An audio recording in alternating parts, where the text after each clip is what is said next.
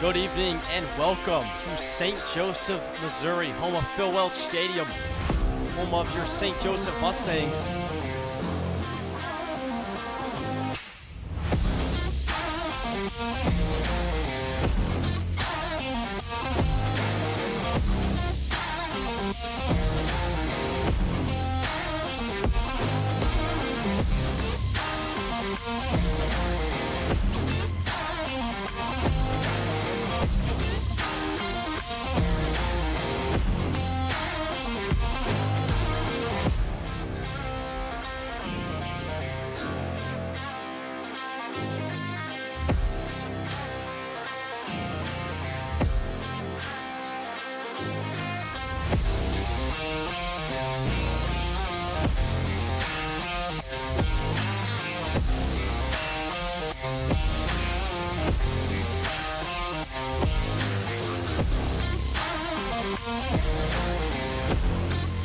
The Mustangs are your 2024 MINK League Champions!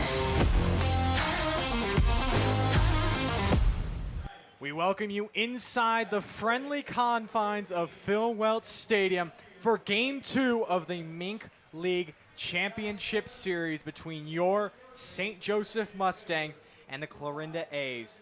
The Mustangs took Game 1 10-6 back on Thursday and sit one win away from their 10th MINK League title. But the A's stand in their way, looking to claw back with 2 wins here today and hopefully tomorrow. It's the best of the best here in the MINK.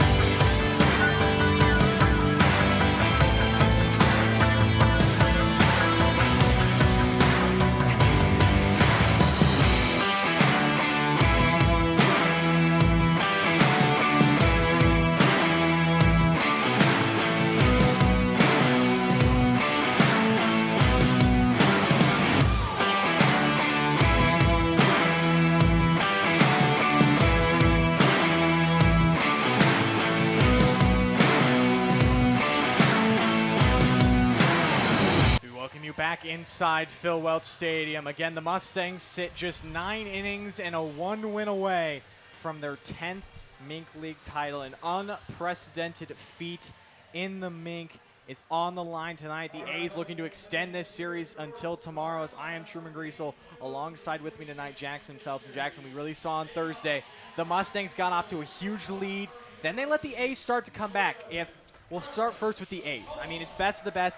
Noah Benavides on the mound for the A's, Jaren Guck on the mound for the Mustangs. But what do the A's have to do today to extend this series to tomorrow? Exactly what they did in the late half of Game 1 on Thursday. Continue that same approach, putting numbers on the board early on. Do exactly what the Mustangs did. First inning, 4 runs. They're going to go in the second inning, you get a couple more.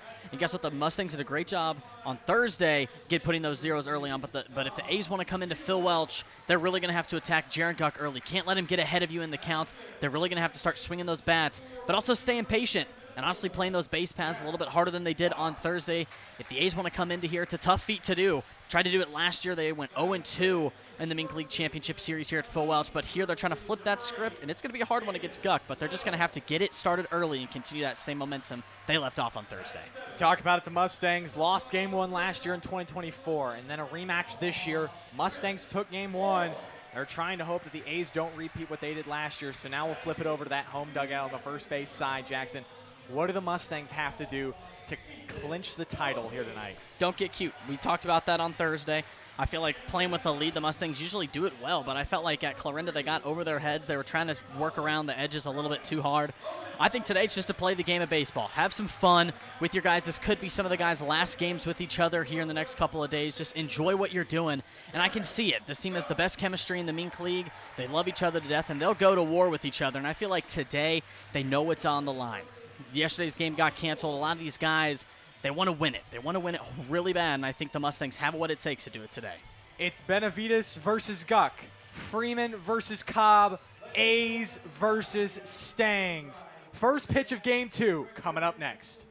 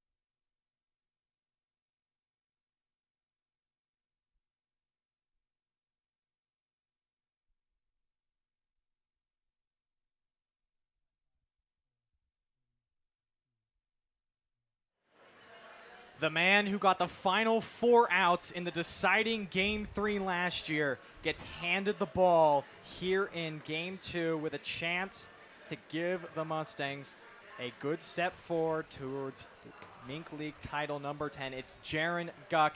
He has been the ace of this 2025 St. Joe squad. 5-1, making his 8th start of the year. 40 strikeouts to 8 walks. And the biggest number, I think, Jackson, just a 135 opponent batting average.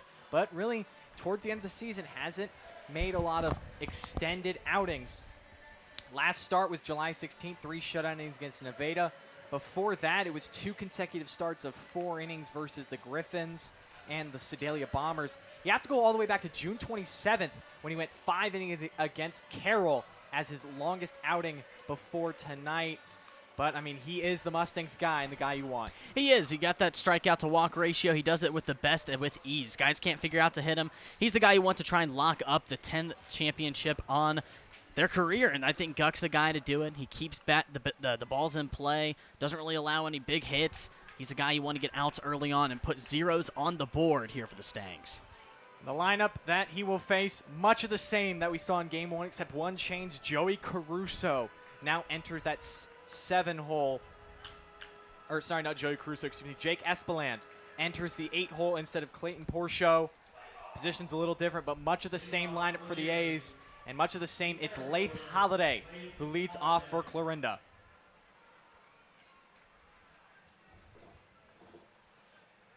Holiday was 1 for 4 in Game 1. Guck's first pitch of the night is upstairs for a ball, and we are underway here in Game 2 of the MINK League Championship Series. Guck's really going to have to get started on these A's batters early. That one loss that he had on the season, he just kept losing early on in the counts and stacking runners. That's how the Mustangs were able to give those A's a couple of runs on Thursday.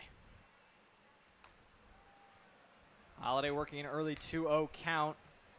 On Thursday, it was Cade Perkins who got the start for St. Joe, and he just ran out of gas in that 6th inning.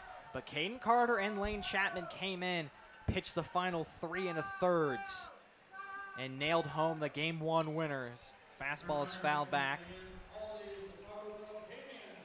This is Holiday's 2nd consecutive MINK League Championship Series. Last year, he was 4 for 8 versus the Mustangs. He's 5 for 14 in 3 games played this year against St. Joe. Line to left. In comes Bodenhausen to make the grab, and it's a quick out, number 1. Beautiful. Holiday got around on the off speed on the inside half. He did a good job getting the bat to it, but it just died in the outfield like much balls do in this Phil Welch outfield. Bodenhausen, a great left fielder. He's back out tonight as he was on Thursday. Great start for Guck.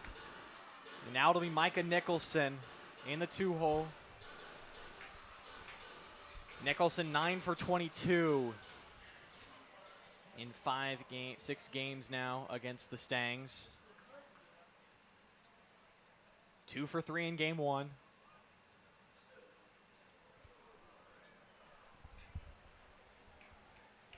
Back-to-back batters. Guck has started behind 1 ball, no strikes.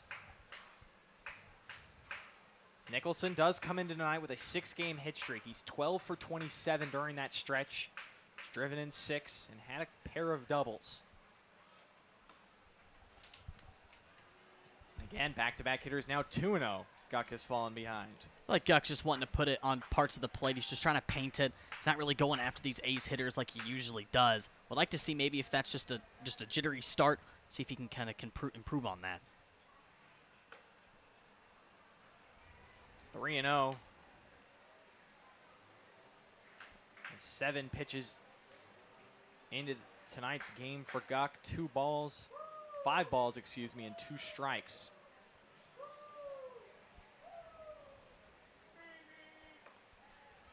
Rio at the belt. Nicholson will stay in the box for at least 1 more. It's exactly what you want from Guck. Just get that payoff strike. You can't lose a batter this early into the game in the first half on a 4-pitch walk. You want to show the A's you're here to ball. Don't want to give them anything easy. Outside corner and all the way back. Jaren Guck has come now 3 balls and 2 strikes to the Clarinda 2-hole hitter. Nicholson 4 hits this postseason. He was 2 for 5 in the semifinals against Jeff City and 2 for 3 in Game 1. Is the 3-2 inside corner. Roar from the crowd as Jaren Guck collects his first strikeout. Beautiful. Went right back to the inside half. He was missing on the outside. You notice Nicholson was crowding that plate at his respected batter box spot, and he wanted to work that corner, and he got it. He was trying to work it. Finally goes in his way. Now this is the situation you want this man up. Drake Cobb. Nobody on and 2 outs here in the first. Comes in off just a 1 for 4 night in Game 1. Breaking ball in for a strike. 11 for 22 was Cobb in 7 games. He's played in all 7 matchups between these two, the 6 in the regular season and game 1 on Thursday. He's knocked in 10 runs. Is that one up the middle? And it'll get past the dive of Coyne. It's a 2-out single for Drake Cobb. Not the worst thing in the world. Cobb put a good swing just on the inside half. Looks like he got jammed. It was a good pitch by Guck on the inside. Cobb, just that muscle that he possesses, was able to muscle it out of the infield into center field. So a 2-out single, not the worst thing for Guck. Now the Robin to Cobb's Batman is Tavon Homelar. 339 hitter, playing in game number 36 of the summer with the A's. Comes in after an 0 for 5 outing in game 1 up in Clarinda. He was 1 for 2 in their semifinal win over Jeff City. He had a run, a double, and 2 walks.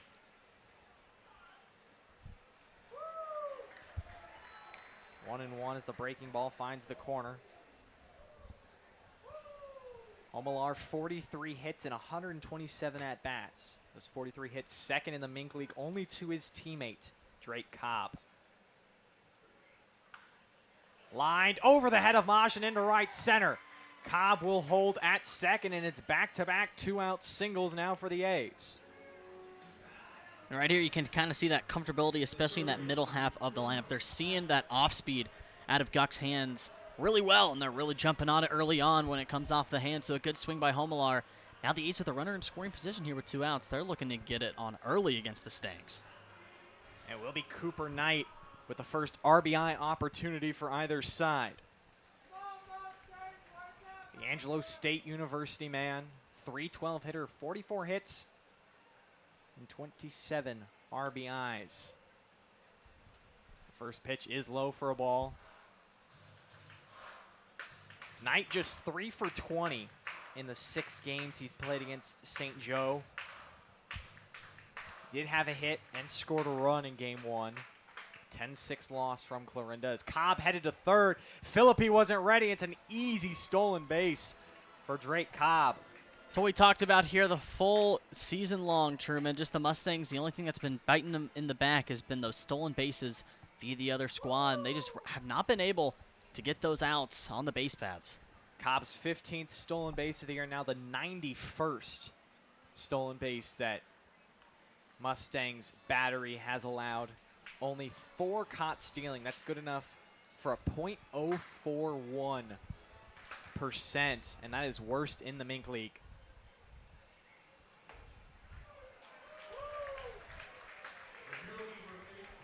It's a good payoff pitch there. 2-0. You don't want to get behind on these guys. You got a runner just 90 feet away.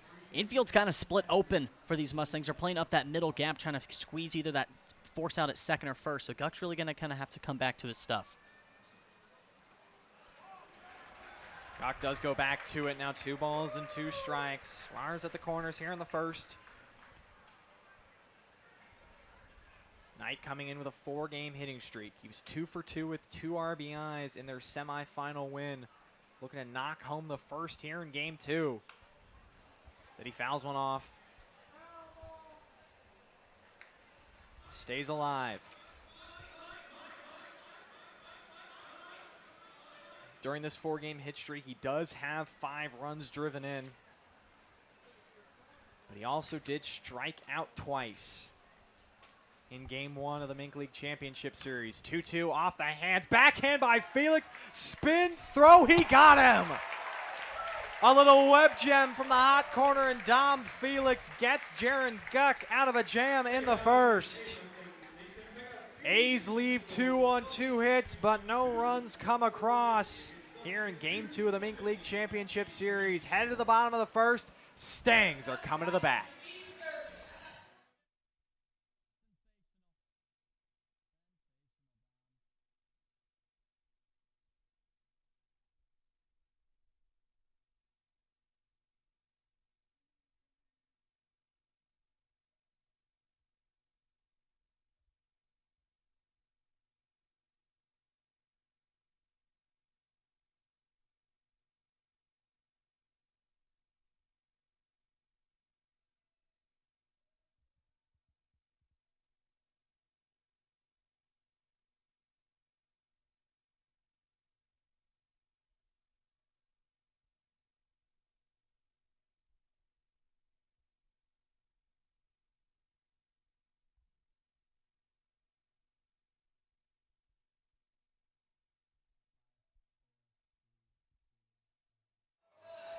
Slightly modified lineup here in game 2 that Johnny Coy sends out. It'll be Trevor McCollum batting in that leadoff spot, but those 2, 3, 4, 5 hitters remain the same. Darius Freeman, Braden Lukehart, Dom Felix, and Jack Moss and Jackson.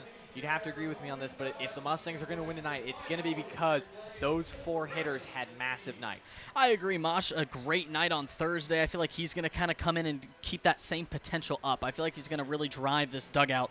And also, you got your guy, Darius Freeman, in that 2-hole. He's the ability to maybe pick up and out maybe from McCollum, or if McCollum gets on, Freeman's the guy to kind of extend that, you know, extend the line. I feel like this Mustangs lineup, Johnny Coy has done such a great job this whole postseason and to end the season out. This is definitely the lineup to come in here and win game 2. The A's send out their man, Noah Benavides. His 11th appearance, making his 9th start, 4-2, 4.07 ERA, 241 opponent batting average, 35 strikeouts to 22 walks. And after a bit of a shaky middle of the season, last time out, 6 shutout innings against these Mustangs.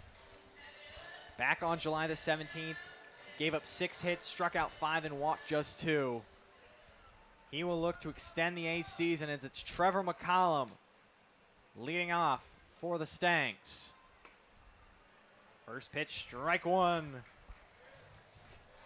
In those appearances, I feel like the Mustangs, what they're going to have to do is really watch it out of the hands. They can really capitalize off those walks. And on the hands, and Benavides quickly has McCollum down 0-2. McCollum 5 for 18 in 4 games this season against Clarinda. Did not play in game 1. He was 1 for 5 with a walk versus Nevada in the semifinal win. Breaking ball cut on and missed, and it's a great start for Noah Benavides with a quick 3-pitch strike out of the Mustangs leadoff hitter. Beautiful, beautiful. I love the sequence from Benavides. Went fastball, fastball, slider out in front. You can see McCollum was sitting on yet another fastball, and he was just way out in front of that one. So a great sequence for the first out. But here's our guy trying to continue life here in the first. That was something Benavides did not have in the start back on July the 5th when he got rocked. Gave up 7 runs in just an inning and a third. Gave up 5 hits, walked 2, and did not have any strikeouts. But here is Darius Freeman. Would love to see Freeman get ahead early on. Maybe get into that 2-3 ball spot. Get him on base. That's what the Mustangs really want to do here. Pops it up on 1-0. Back behind short, Lateo out. And he will make the grab and retires Freeman on just 2 pitches. I mean, this is exactly what the A's wanted to do. They had 2 hits back in the first. They're seeing it out of Guck really well, and they were trusting Benavides to get those really clutch zeros. Not even just on the run spot, but on those hit spot. Keeping those base runners from the Mustangs is going to be the biggest thing for Benavides, and he's doing just that. Already 2 quick outs. A's didn't record the second out in the first inning in game 1 until the 6th hitter. By then, 3 runs had already come across. It's Braden Lukehart. In that first inning, he drew a walk on A's starter Steve Spurgeon. He's 5 for 18 this season against A's pitching.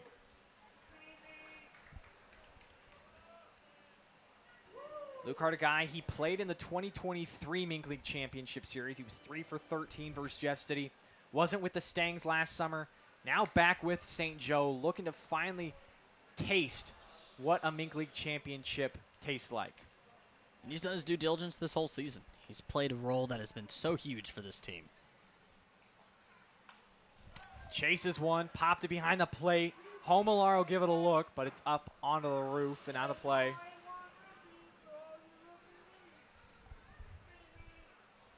Lukehart was 0 for 1 with a run and 3 walks before being relieved by Carter Belton late in the game. Still looking for his first hit this postseason as he was 0 for 4 with 2 walks versus Nevada. 2-2 inside and hits Lukehart. So much like the A's after 2 quick outs, now a 2-out base runner for St. Joe. What they lacked on Thursday, trying to be aggressive on that base paths. I would love to see here to open it out to see if they want to try and send Lukehart on a stolen base up to second. Homelar didn't catch back on Thursday, so we're looking to see if Lukehart can really get going early for the Stangs on the base paths. Lukehart does have 17 stolen bases. He was caught in game 1. First time he had been caught, but now it's Dom Felix waving and missing at a first pitch fastball. Felix 0 for 3 with a run and a walk before being relieved by Tyler Gundelfinger in the 10-6 win on Thursday.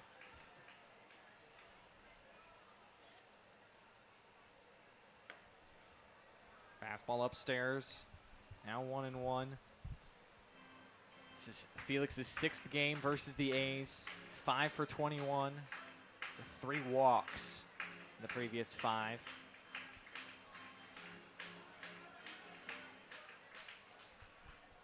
Tied for 10th in the MINK League in hits this year with 35. That's tied with Colin Lateo out at shortstop for the A's.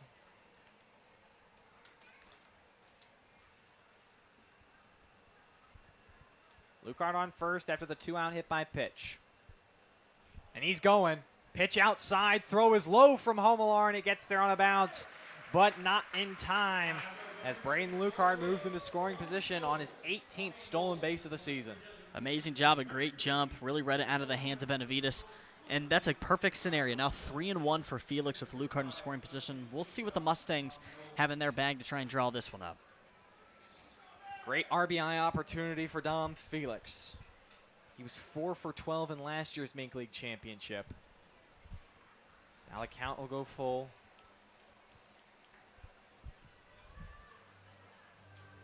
Mustangs had 15 hits in game 1, but they also committed 3 errors.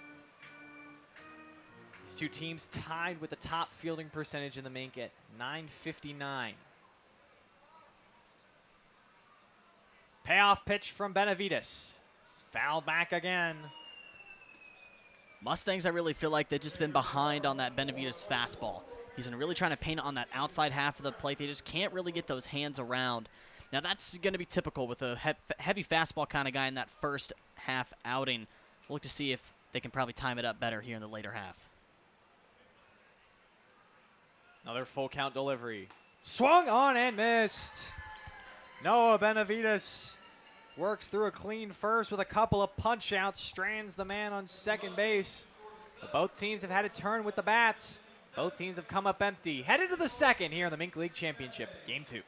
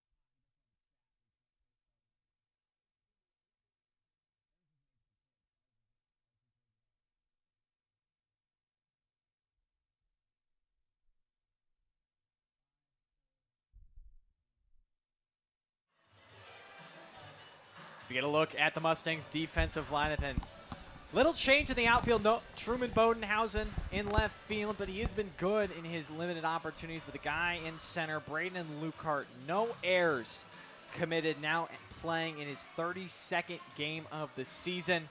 Much of the same infield. Dom Felix in the hot corner, Chris Coyne, Jack Mosh are the middle mates. Jane Little at first base, and then the battery mates, Jaren Guck and Easton Philippi. Just a great defense all around. It's really going to be these middle infielders you're going to really have to rely on, especially Coy and Felix. Those balls are going to be hit hard for the A's. They're really timing up Guck, but Felix, a heck of a play to end that away half of the first, and I can really trust this middle infield to get the job done. Kane Wilson gets Clarinda started here in the second.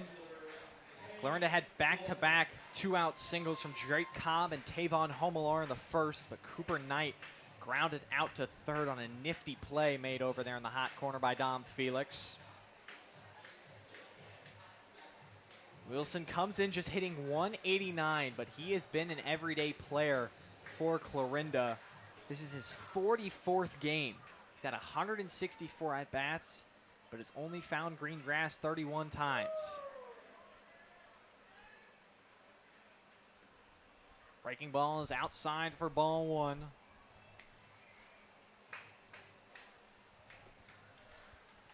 Wilson 1 for 4 with an RBI in game 1. That one hit came off Cade Perkins in the 3-run sixth. They drove in a run. Then Perkins proceeded to walk the next hitter in Caruso, and that was his final hitter of the night. Fastball, top of the zone for a strike.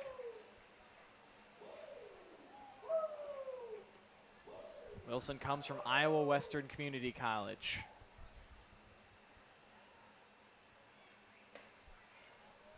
Another fastball's upstairs, and Guck's command continues to not be as sharp as we've seen this season, as another 3-ball count to an A's hitter.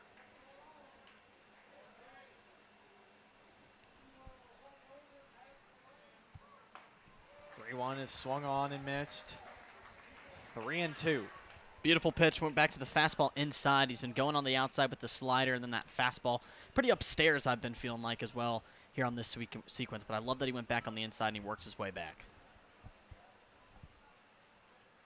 Payoff pitch from Guck. Swung on and missed. Fastball upstairs. Gets Kane Wilson swinging, and the second strikeout on the night for Jaren Guck. Just beautiful. I love what Jaren Guck does. Even though he can get behind, he sure knows how to get himself back ahead. Works back on a 3-2 with a whiff from Wilson, then he went right back to the fastball. Got Wilson on the K, a great start here in the second, trying to keep another 0 on the board. Be Joey Caruso batting in the 7-hole. Guy who tasted what it felt like to be defeated in the MINK League Championship Series last year. First pitch is fouled off outside of third.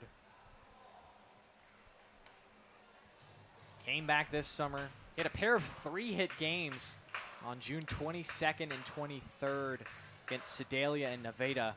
Then dealt with an injury, didn't play again until July 9th, and just has 4 hits since coming back July 9th. Breaking balls outside for a ball. It's a good location. I really liked it. He tried to go that front door up in front ahead of Caruso. I want to see that again. Maybe that zone can widen up as we get later on. 0 for 3 in each of the semifinal and Game 1 of the MINK League Championship. Looking for his first hit this postseason, and Guck has him down 1 ball, 2 strikes. He was 5 for 19 last year in the postseason and 4 for 15 in the 3-game championship series. Fastball's high and away. Evens the count.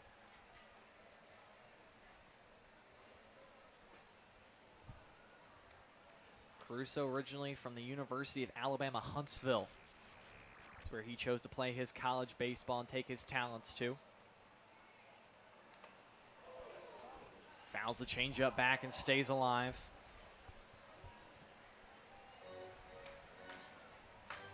Guck's been really hard to time up, especially with his mixed-up pitches. He's really nice with his slider to fastball ratio. I feel like that's so hard to guess out of the hand, but another good spot for him in a 2-strike count. 2-2, chases the fastball outside, and it's back-to-back strikeouts for Mr. Guck to open up the second.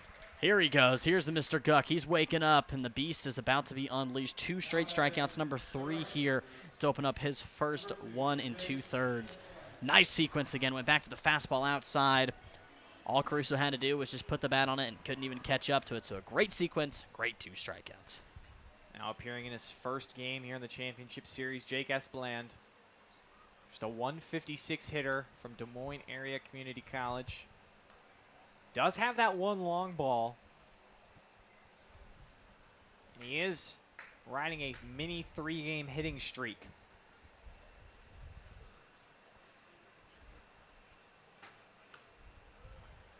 Fouls a slider back, 1-1. Espland was 1 for 3. That 1 hit was a double, and he had 2 RBIs and also drew a walk in the A's semifinal victory over the Renegades to propel them here to this championship series.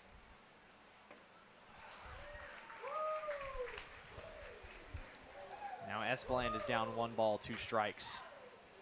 Beautiful, just went back to the fastball. Would like to see that slider maybe cut a little bit more outside. Start in that middle half and end up in the left-hand batter's box. Would like to see if Guck has it within. 1-2. Fastball on the corner. Strike 3 called. Jaren Guck doesn't even allow a batter to put a ball in play. It's 3 strikeouts in the second. A's go quickly, headed to the bottom of the second here at Phil Welch. Still looking for our first run.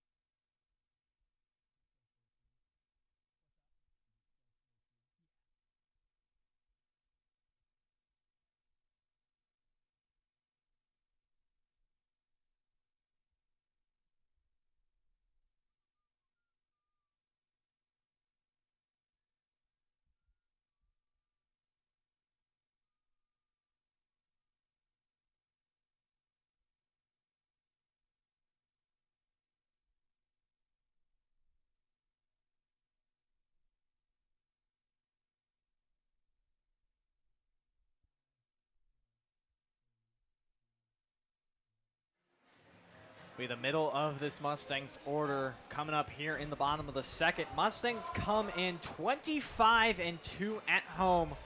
They also average 9.1 runs per game, just a little over 9. They currently ride a 10-game home winning streak. Jackson, they got it done on the road on Thursday. Now they're still looking to just put up their first run, and Noah Benavides looked good in the first compared to what we saw the last time he pitched here at Phil Welch. He really did. He came out, got the couple strikeouts, and he really managed to get ahead of these Mustangs early on. Back to that home record. It's just crazy to think that one of those was a non-conference victory, so even in the MINK League, completely dominated this whole season long here at Phil Welch. And they're looking to finish that story here tonight, but Benavides is not allowing that to be easy. This is going to be a tough uphill battle for the Mustangs. They're really going to have to get after those pitches in the zone. And here's the man that I like to see get after those pitches in the zone. Jack Mosh. He was 3 for 5, including a bases clearing double in game 1. He has 5 hits this postseason as he was 2 for 6 versus Nevada in that 13-inning thriller back what seems like a long time ago, back on Tuesday of this week. Chases the fastball outside, and Benavides quickly has Jack Mosh down, no balls and 2 strikes. I could tell Mosh really didn't want to go behind. He kind of realized after that was just not the spot. It was outside, right out of the hands. That was just kind of a, if I hit it type of swing. He's going to have to work himself back. 0-2 runs inside. Second base runner of the night for the Mustangs is the second guy to get hit by a pitch.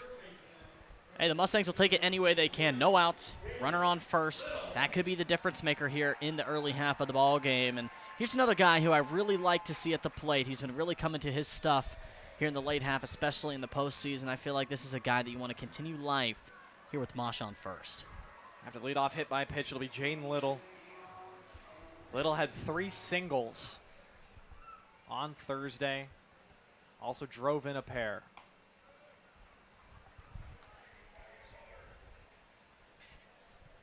Little guy on this roster last year. Didn't get a play in any of the MINK League Championships games. Now here in 2025 playing in his second, but Benavides right back to work, back in the zone. It's that fastball. It's just the Mustangs have not been able to catch up to it. He knows what's at stake. He's really been working on that since his last time out. Fastball's upstairs.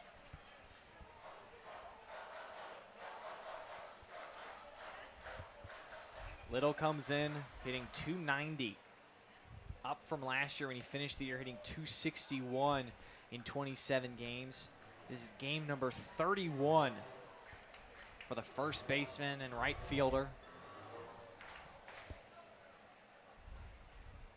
And the 3-1 is outside. So a pair of free passes allowed by Noah Benavides starts the Mustangs home half of the second.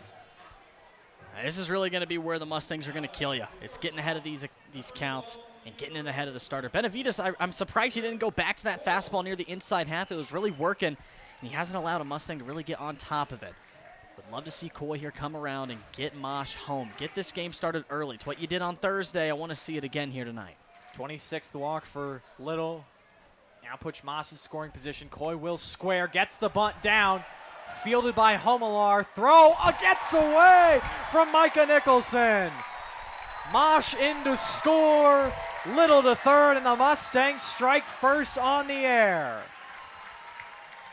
Man, oh man, that is the way the Mustangs are going to do it. Small ball from Coy. He was just looking to advance both runners into scoring position. A beautiful bunt. That's a really tough throw. You're going to have Nicholson cutting over to first. He wasn't really set up in place. Then a tough throw from the hand from Homelar, and it just ate up Nicholson on the ground. A great break for the Stangs, and another lefty-lefty matchup with another runner 90 feet away, and the Stangs looking to pounce. Nicholson, not a normal first baseman, and it's hard as a second baseman. You're running over, then having to cover. As now Coy heads to second, no throw. And it'll be two in scoring position for the Mustangs catcher, Easton Philippi. Beautiful jump, and why throw down if Homelar couldn't get the throw down to first? Why risk putting something else into the outfield, scoring Little? But a huge spot for Philippi, two runners in scoring position. Fastball just below the knees. Now 2-0. Philippi did not play on Thursday. Parker Griffith did the catching duties. But he played in the semifinal win. 1 for 5 against Nevada. Now lines one, center field. Holiday has a beat on it, makes the running grab. Little will tag, he will score. And it's a 2-0 lead for the Mustangs on an Easton Philippi sac fly. Great job, Philippi caught the upstairs fastball, but he got around on it and poked it out to Holiday. Great job. I'm going to give all the credit to Holiday, looking up into that sun, making the play to his right.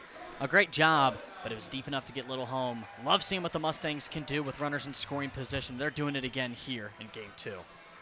Really weren't able to capitalize in the 13-inning thriller over the Griffins. Just 2 runs. But the Mustangs have risen to the challenge, as now it'll be Truman Bodenhausen rounding out this St. Joe lineup. 2 already home in the inning and still just 1 out. And a runner in scoring position.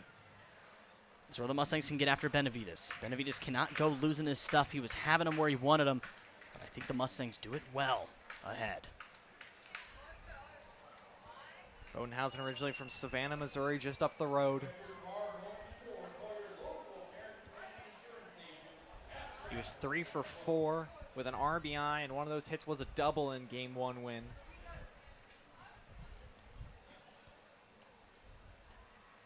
It's his 5th game versus Clarinda this summer.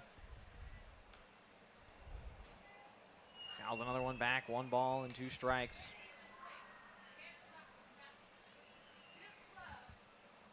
Bodenhausen comes in hitting .326, game number 31. He's one of 6 guys with 30-plus hits here in the 2025 season. Didn't chase the slider. 2-2.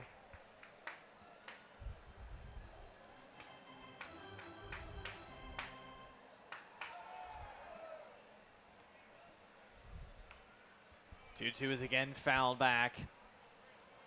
Bodenhausen doing a great job of protecting the outer half of the plate. He really is. He saw the slider out of the hand. He got out in front of it when it reached him at that upper end of his zone. Like to see what he's doing. 2-2. Benavides, I want to see if he goes back to the fastball, but I'm pretty sure Bodenhausen's sitting on it, especially in that inner half. Fastball high and away. Count runs full now to the Stangs 9-hole hitter with Trevor McCollum standing on deck. Scary man to have on deck. You don't want to put Bodenhausen on and let the Mustangs wreak more havoc on the base paths with the top of the order coming back. Payoff pitch. Outside, ball 4. Second walk of the inning issued by Benavides and the 3rd free pass overall. Beautiful job by Bodenhausen. He kept fouling him off, kept himself alive until he got that pitch that just wasn't his, and he watched that slider. He knew it out of the hands that he was getting on to first. Mustangs continuing to stack those base runners. Love what I'm seeing so far in Game 2. Benavides will get a mound visit, and a much-needed one, because he cruised through that first, but now it's been a hit by pitch, a couple of walks, a throwing error by Tavon Homelar, and a sac fly. Have the Mustangs up 2-0. And Jackson, when you're basically down to your life, if you're the A's, 2 runs in a situation like this can feel like 10. So you got to get your fire extinguisher. You got to put out this fire as quickly as you can. Especially because they know who comes out of that bullpen for the Mustangs. They know that Guck is dealing after that second. They know how scary it is for them to put numbers up, especially here at home. I feel like the Mustangs pitch really comfortably here at home. They know Benavides' job is to just put donuts on the board, and anything short of that, it's going to require some talks, because they know once the Mustangs especially go to that bullpen, it is lights out, and especially here when they know that a 10th MINK League Championship's on the line, they're bringing their best. Clarinda pitching staff does lead the MINK, now with 250 walks issued. Trevor McCollum back up for his second time in as many innings.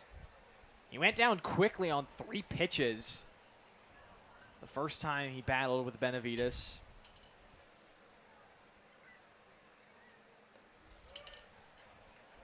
Change up low.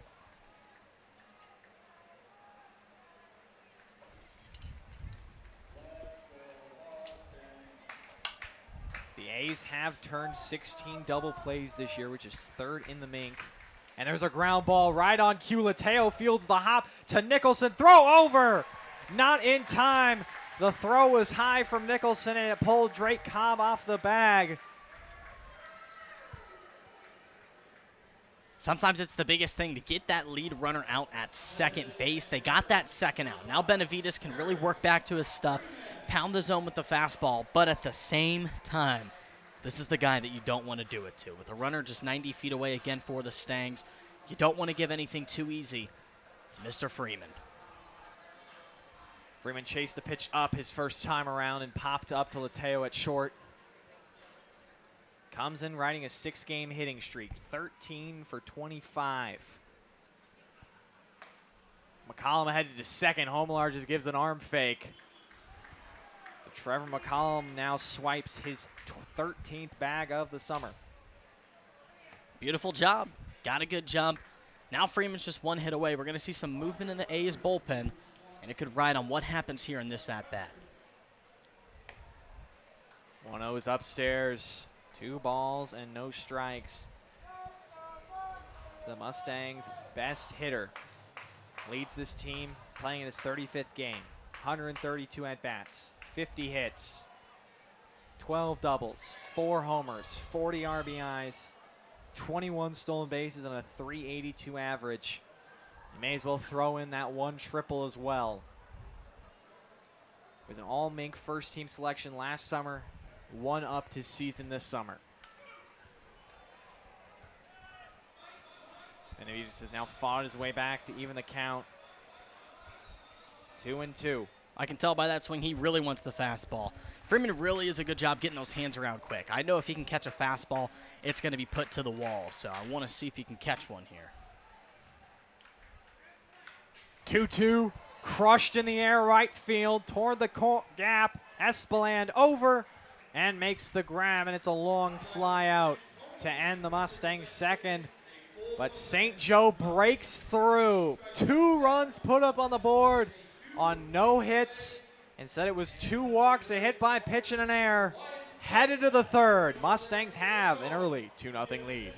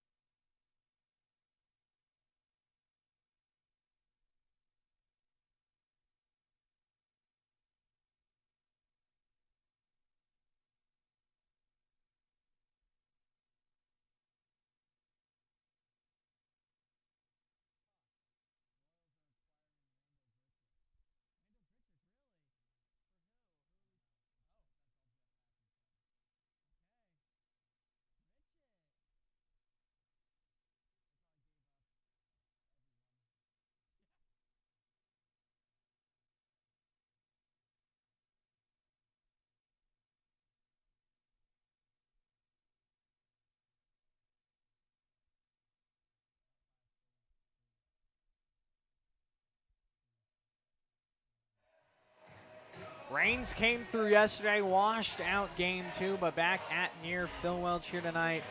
Definitely one of the more muggier ones. 84 degrees, but that humidity definitely paying a toll, but plenty of fans out in the stands. Grandstands are packed, box seats are just about full, and they're hoping to catch and watch their Mustangs claim MINK League Championship number 10.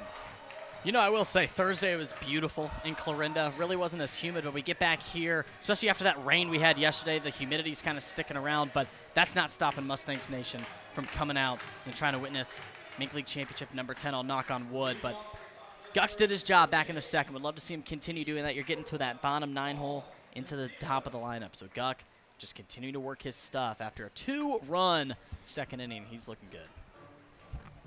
Bottom top for Clarinda here to open their third. Looking to put the ball in play after Guck retired their 6, 7, 8 hitters in the second, all via the strikeout.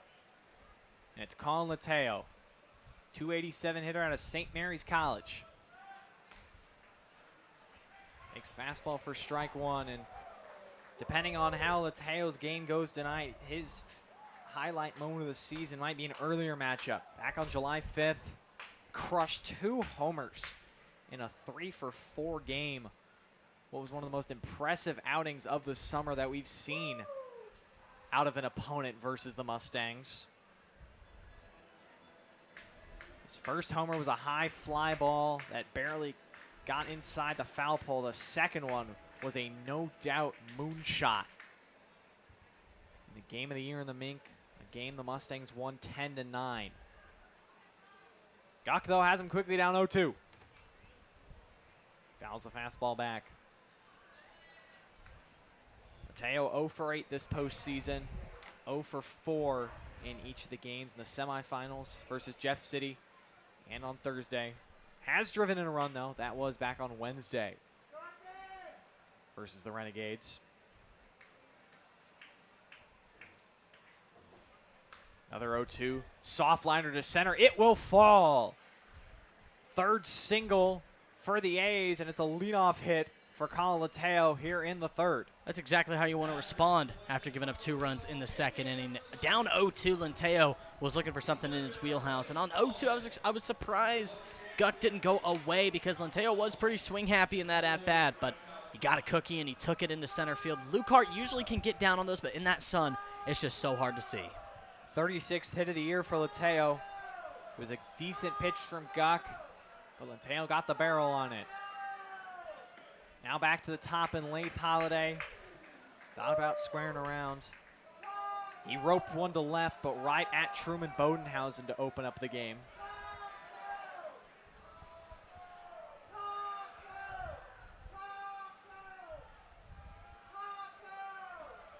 Now he chases a slider down and away, and he's down 0-2 himself. There's that slider. It's been working in that second inning. I like how he hooked it up on Holiday. Holiday put it near the ankles, so he couldn't really even get anything. Kind of crossed him up. 0-2 to the A's leadoff hitter. Chases the slider once again. A bit of a sword, and it's taco time at Phil Welch. Strikeout number 5 for Jaren Guck. That is one of the most satisfying things a pitcher can do. Make the batter guess and hold up past that zone. A beautiful sequence again from Guck, and that is strikeout number 6 on the game. He's really working his stuff. Strikeout number 5. My apologies. Math is hard. Now it'll be Micah Nicholson. Off the end of the bat, Guck fields no chance at second as Lateo was stealing. But he throws over to Little to require the second out. Hey, you'll take the out there, especially with 1 on the board. Get that second out is huge. It was a weak dribbler. That's going to be a tough play for Guck to make. But he stayed composed and made his throw all the way through the body. A great play by Guck to get that second out. But it's a man you don't want to have a runner in scoring position with. Drake Cobb had a 2-out single and was stranded at third to end the first. Now he has an RBI opportunity himself. Did drive in a run on Thursday. Infield shaded a bit around the left. Mosh playing more double play depth up the middle is a big hole between first and second. It was Cobb's 12th hit this season versus St. Joe, and his 67th hit overall. 0-1, swung through a slider.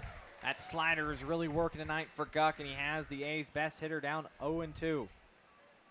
Beautiful pitch. The slider got at the ankles. He got it on Holiday, now on Mr. Cobbs. Now another 0-2 count. Guck, I'm really loving the sequence here in these 2 and 3rd innings.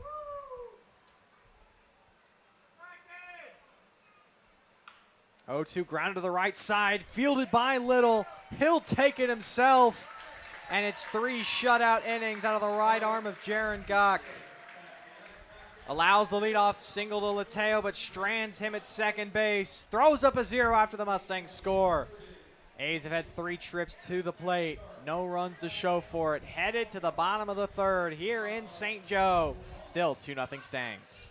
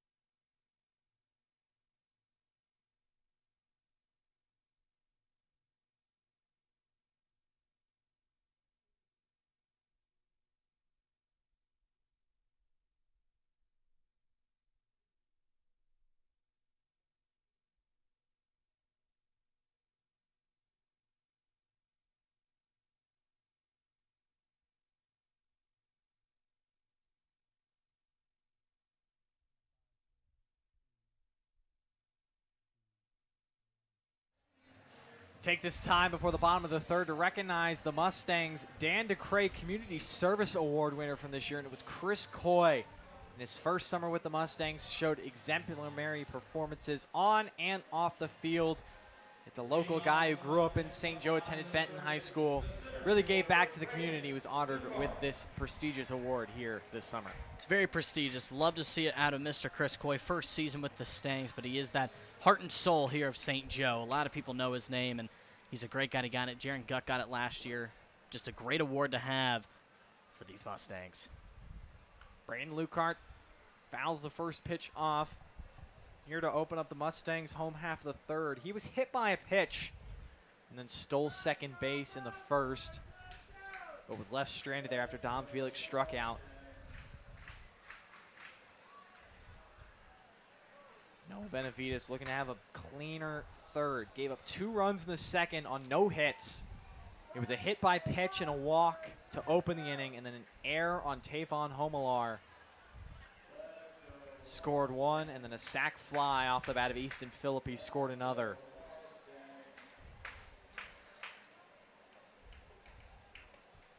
Fastball upstairs, 3 balls and a strike on Braden Lukart. Just good sequence. Nice job by Lukart staying calm, not going after anything in that upstairs area. Doesn't offer out the fastball up again, and now it's a leadoff walk to open the 3rd. Second time Braden Lukart has now reached here tonight. Great job. He got that first pitch foul ball, and Benavides was just trying to work upstairs, didn't work out, and then outside it was even up. So he's just missing on that release on his glove side hand. He was just not coming down on it. Mustangs are taking every bit of advantage of that. Now Dom Felix struck out on a full count offering from Benavides back in the 1st. He continues to miss up with that fastball.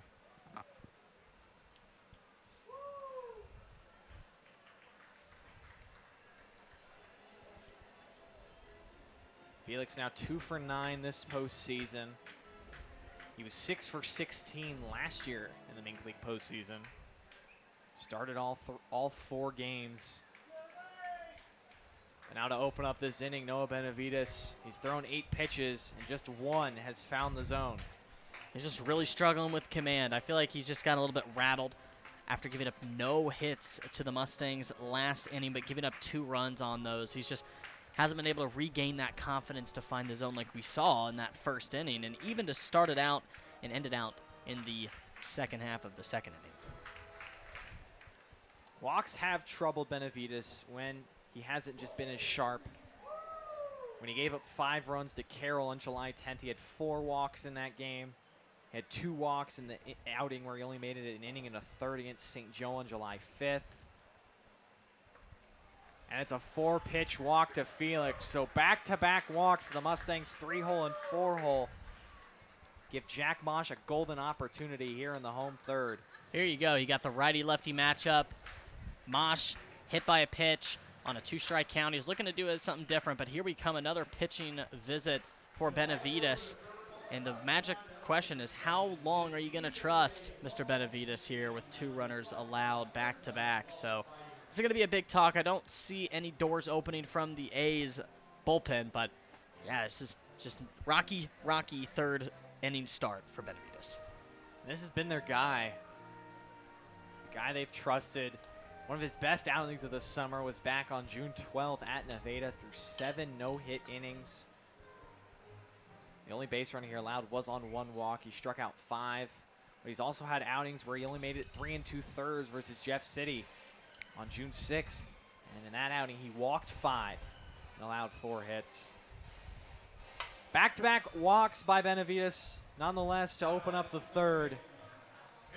He's now walked 4 and hit a batter, so 5 free passes before the Mustangs have even tallied their first hit. They haven't needed to.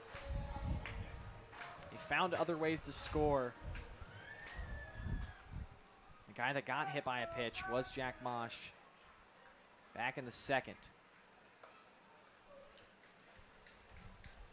He's making now 6 consecutive balls from Benavides.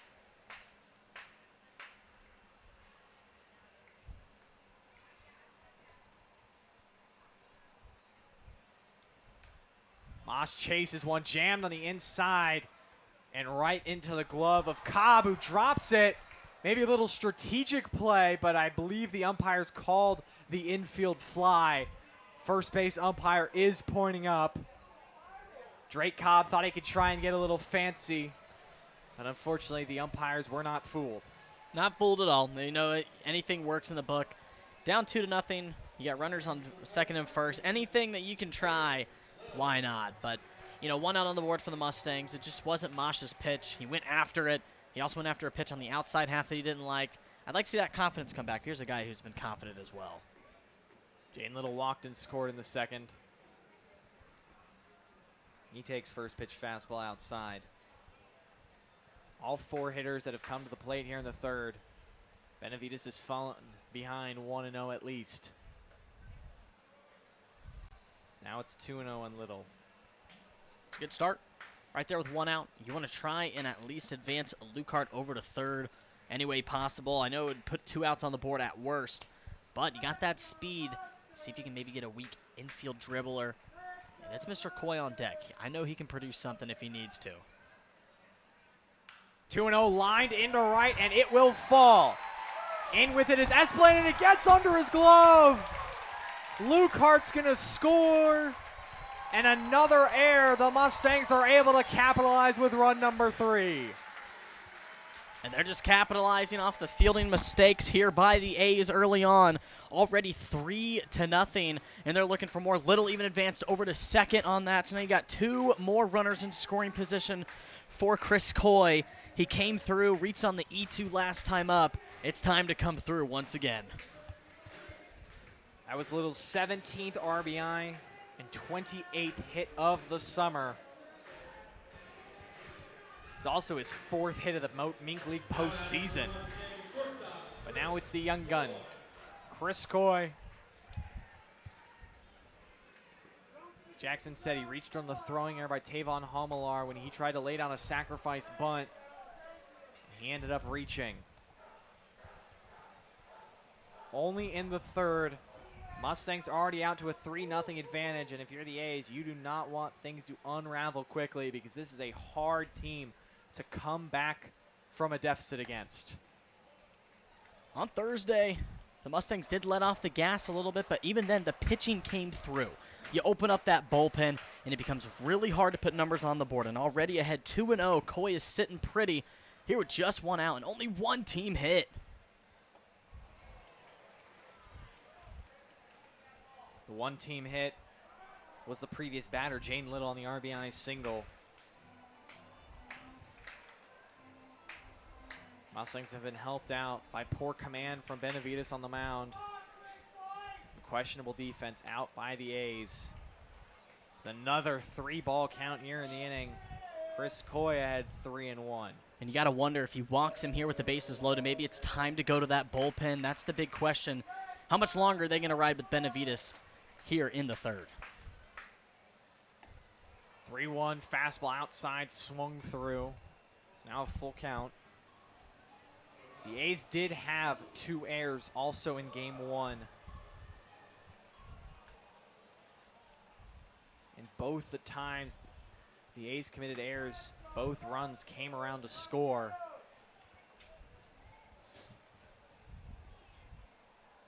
Payoff pitch to Coy. Popped up. Will it stay in play? Homelar gives it a look. And it's out of the stadium. Love the swing. Keep yourself alive.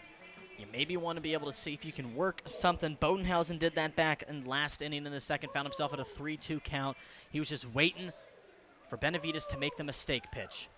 I can feel it. I can sense it. I just don't know. Coy's sitting for something, either a hit or he's just trying to make Benavides make the mistake. Another payoff pitch. Popped up again.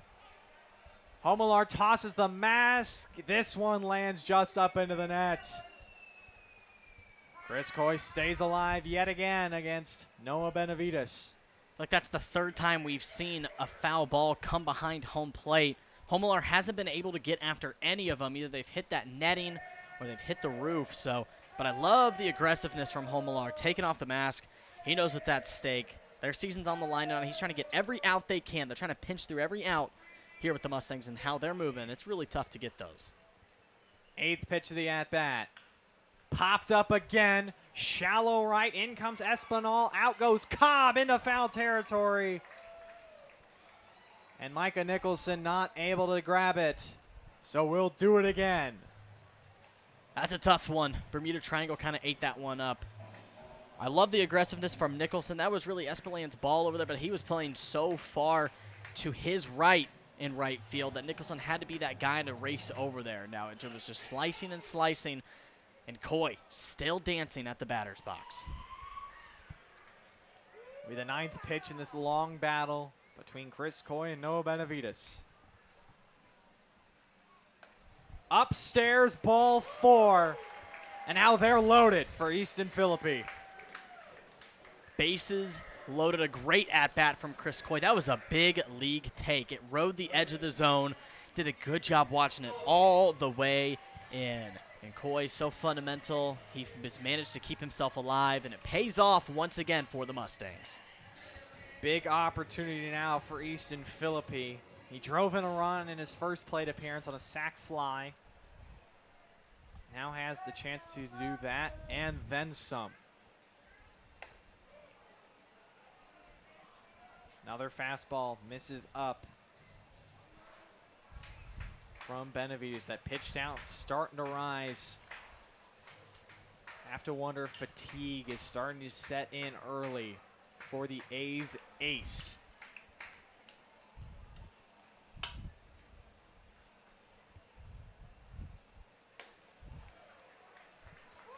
Going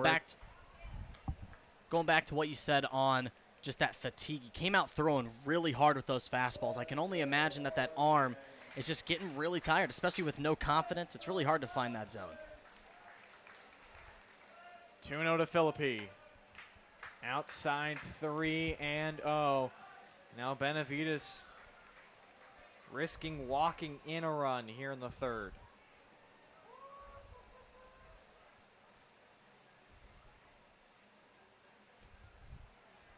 Able to put one across.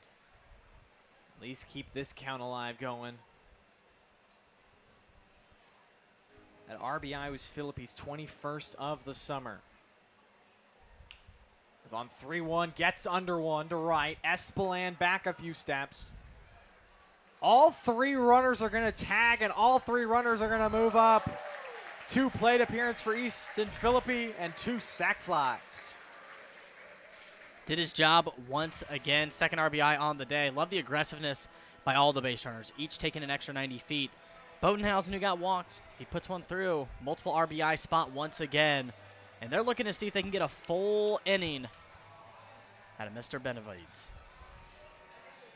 Second run home. Mustangs lead now 4-0. Truman Bodenhausen walked in the second. Breaking ball in there for strike one. RBI number 22 for Philippi. The 24th run that Dom Felix has scored.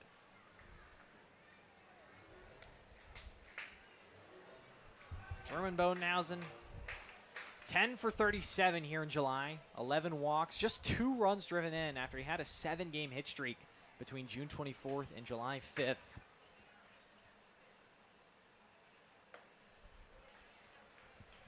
But after a 3 for 4 in game 1, he's turned on the playoff mode. A guy like Jaden Little, who didn't get to play at all last postseason, had to watch from the bench and celebrate a championship, and now he gets his opportunity. But Noah Benavides falls behind 2-1, and his day will be done.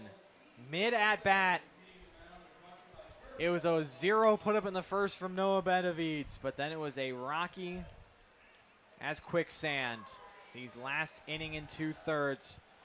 As we'll take a quick break as the A's make a pitching change.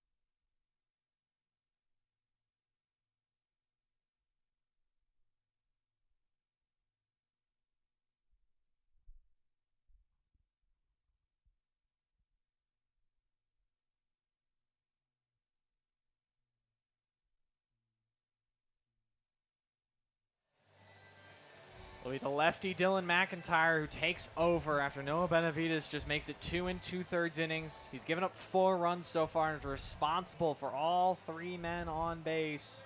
Excuse me, both men on base, second and third. Only allowed 1 hit, struck out 2, but 5 walks and 2 hit by pitches.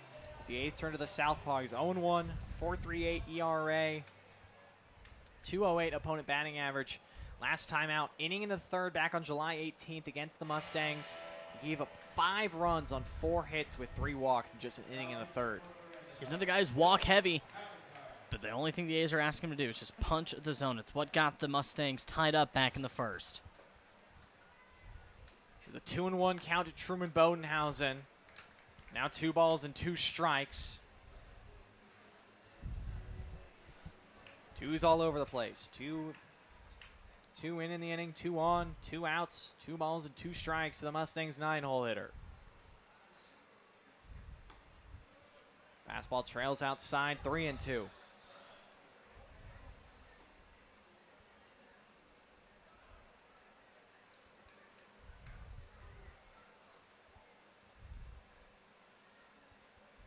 Payoff pitch for McIntyre. Outside ball 4.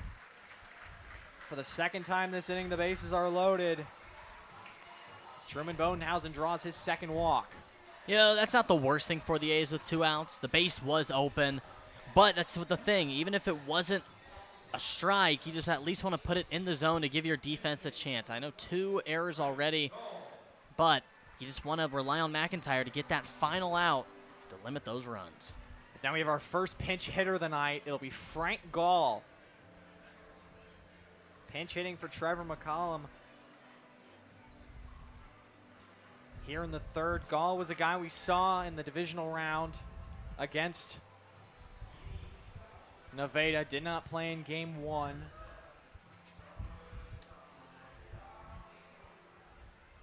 Now he gets a big opportunity here. With the bases loaded and 2 outs.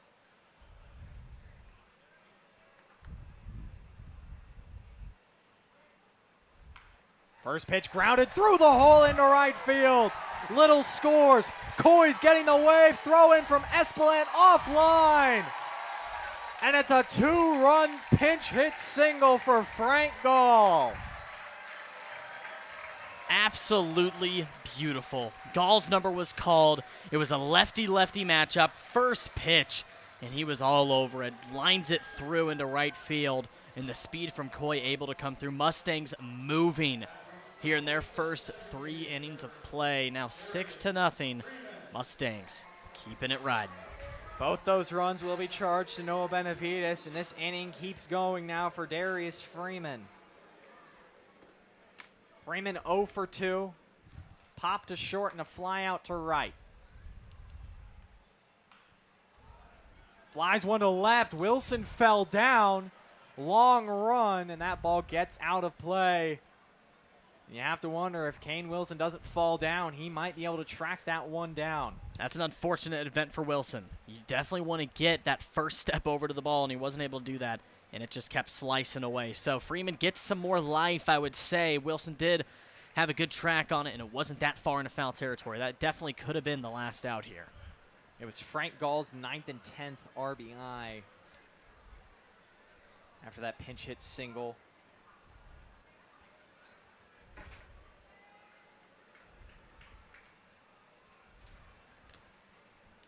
It's also his 3rd hit versus the A's this summer. It's Freeman now down 0-2 to the lefty McIntyre.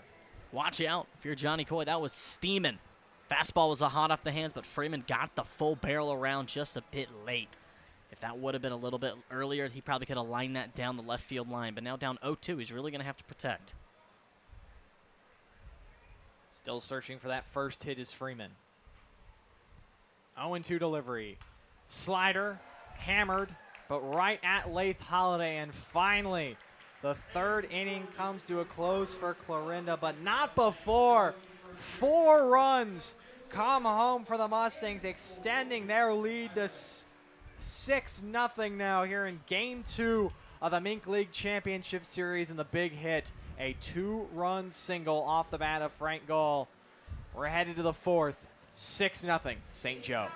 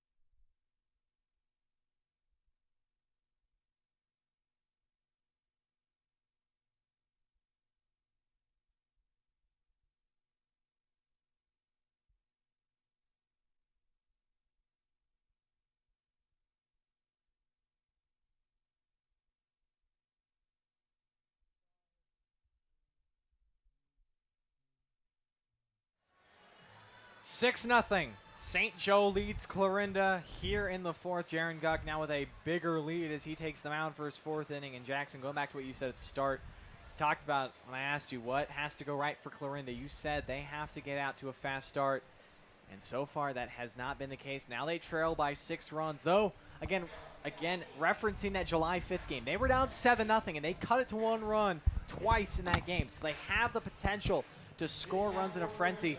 But they're going to need to find something real fast, especially a guy against the caliber that is Jaren Guck. Yeah, and we go back to Thursday. They even could chip away and, you know, not getting it anywhere close. But they definitely know how to get a little bit of a run started. First pitch after the long break for Guck is upstairs to Tavon Homelar. He singled to right back in the first. Was left stranded there.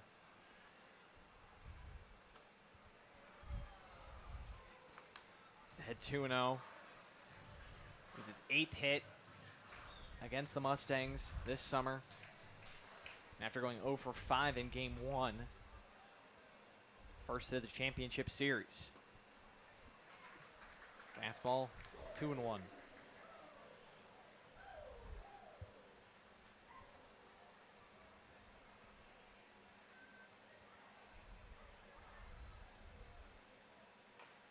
Off the end of the bat, grounded right to Little. He'll take a step on first. And it's a quick ground out to begin the way fourth.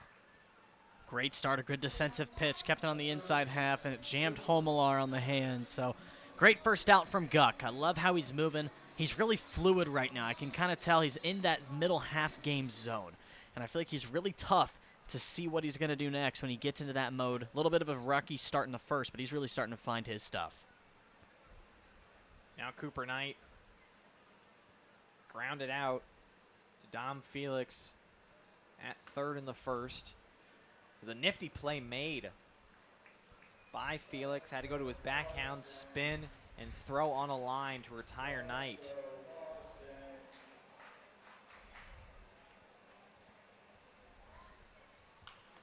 Grounded again to Little. He'll field it once again. He'll take it himself. Just 3 guys seem to be playing in the field to start the Mustangs' fourth. Guck, Philippi, and Jaden Little. Just impressive stuff. It means he's getting on ahead in front of these A's. Now, Knight being a lefty, he got ahead of that off speed, but it was just lined right to Little once again. 2 quick outs from Guck. You love to see it here in the fourth. He's really fluid, and he's allowing quick and easy outs, lowering that pitch count. Kane Wilson with 2 outs here in the fourth. Takes the first pitch fastball in the outer half. Strikeout in the first from Wilson now drops him to now 4 for 30 in 8 games against the Mustangs. Still does have 7 runs driven in, but just those 4 hits. And he's quickly down 0-2.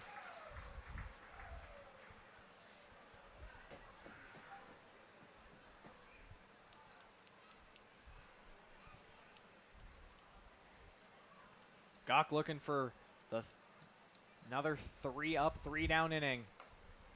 Misses high. All right, now 2 quick strikes. You can kind of work around the zone a little bit if you don't want to put it in the wheelhouse of Wilson. He crowds that plate, and if he gets over on something, he can definitely pull it into the left field area. But I'd like to see that slider here on Wilson. There is the slider. Drops right into the zone and freezes him. A 1-2-3 inning for Jaren Guck is exclamated by Guck's 6th strikeout of the night. Second time Wilson's gone down. And a huge 0 thrown up by Jaren Guck. 4 shutout innings out of the Mustangs ace. Headed to the bottom of the fourth. 6-0.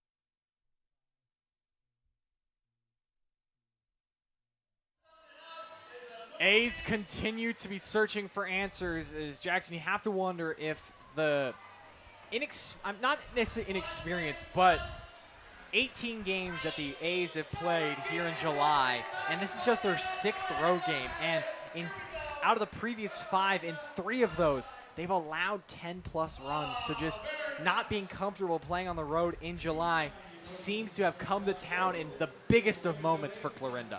It really is, and right now you don't want that to be that situation. It's Game 2, your season's on the line. You don't want to watch the Mustangs hoist another trophy here at Phil Welch. You saw it happen last year.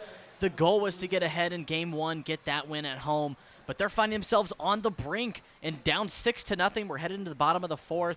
Mustangs aren't slowing down. Guck isn't slowing down. This is just the scenario you didn't want to happen, and now Clarinda's really going to have to climb up Mount Everest, I would say, if they want to reach the top of victory. Clarinda was a 1-win away last year from claiming their first MINK League title since 2013, and they led 3-2 in Game 2. But the Mustangs rallied back, won 5-3, and then won 3-1 a night later. So it's Braden Lukehart. He gets started off with a breaking ball from Dylan McIntyre. Lukehart still yet to register an at-bat. He's been hit by a pitch and he's walked. Came around to score on that walk last inning. Mustangs batted around in the 3rd. Came away with 4 runs. A couple of breaking balls out of the lefty have Lukehart down 0-2.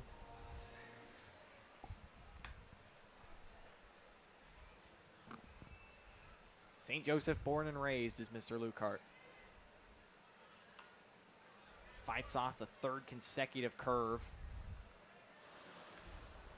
Keeps the count right where it is. It was that back-to-back sliders to start the day, to start the at-bat on Lukehart, and I feel like that's what really drew him off. Lukehart was expecting another fastball, but he did a good job fouling that last one off. But now 2 strikes, he's really going to have to watch out. Another curve, misses up this time. That walk for Lukehart back in the 3rd, it keeps him at 0 for 5 this postseason, but he has now 6 walks. He drew 3 in Game 1, and he also had a pair in the semifinal against Nevada. So he's found ways on base that haven't necessarily come via the hit. He's doing a nice job here, working it back to a 2-2 count. He's looking to find himself back on base for the 3rd time. McIntyre's yet to show him the fastball in this AB. Another curveball ripped into the corner. Will it stay fair? It will not. Landing on the track down in the right field corner. And just a long pitch to keep the at-bat of Lukehart's alive. It's a beautiful swing. It was that off-speed once again, but this time he was sitting on that back foot, and he got ahead just a little bit early. If you would have trailed that more, you're right, it would have hit that line. And with Lukehart's speed, that is extra bases any day. Do it again, 2 balls and 2 strikes. Ground to the right side, Cobb fields, but again, called foul. So Lukehart will have to make his way back into the box. For now, pitch number 8 of the at-bat. You just got to get those hands back a little bit more. He has the perfect load on the lower half. He's putting the ball at the place he wants to. He just wants to put it down the line, try and draw this A's defense off, especially on that first base side and the right field side. So would like to see him catch maybe a fastball, but you said we haven't really seen that fastball come alive here in this at-bat. If he can catch a fastball in that same part of the zone, he can definitely drive it far. 8th pitch coming in the battle between McIntyre and Lukehart. And Lukehart again, out in front of a curve, and hammers it about 500 feet into the parking lot. Oh, he wants it. I can tell he's sitting back on that back leg. He wants it real bad. He wants to put one over the wall, and I think he can do it. Now, I do think if you're McIntyre, do not go back inside. Lukehart's reading that all the way. Maybe put a fastball on the outside, try to draw him off.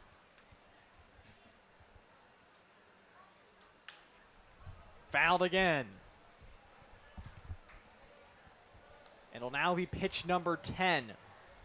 coming to Lucard, who leads off the Mustangs home fourth.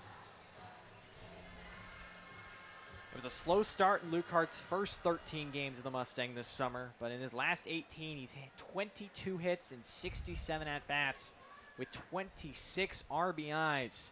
Been on a tear since late June. And he stays alive.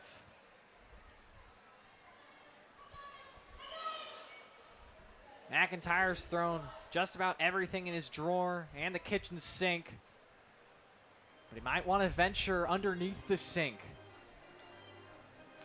Maybe get some dish soap. Maybe a Tide Pod. Maybe if he's got a collection of plastic bags from retail stores. It's a good one. What does McIntyre have in his pocket? A pop-up. Drifting out of foul territory. Cobb seems to have a beat on it, and he's got room. So Dylan McIntyre wins the 12-pitch at-bat against Braden Lucard to open up the fourth. It was a great at-bat by Lucard. He just got underneath that one. I feel like he put more barrel on it, got the hands a little bit up. That ball's getting drove even farther, but just under it, a great at-bat nonetheless. Great swings. Great swings. I want to see that same level of approach from him next time up. But a good at-bat. Just this time it went McIntyre's way. Now Dom Felix. He walked and scored last time up. Part of that 4-run third inning.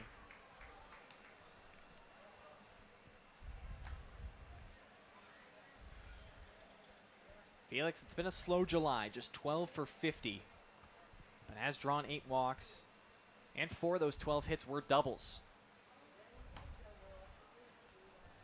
Contributing to the 11 doubles he has, which is second on the team and third in the MINK. His first time facing the lefty McIntyre. And the lefty's got him down 1-2. Finally went to that fastball and painted it on the outside half. I really feel like that is what has been tying up these Mustangs hitters, not being able to get it around, especially on the outside near that middle of the zone. Now Felix got to shorten up the approach.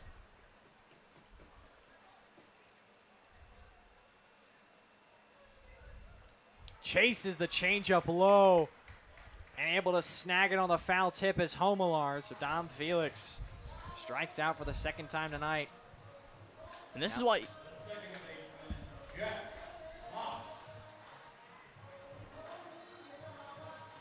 And this is why you put McIntyre in the ballgame, to get those quick outs and just keep putting those zeros on. Had a shaky start in the third. He came into a really hostile environment, but now no bases on. He's really found his groove. Jack Mosh chased the pitch up in the zone off Benavides and popped out to Cobb at first. He's also been drilled by a pitch and came around to score. Batting here with 2 outs and nobody on in the fourth.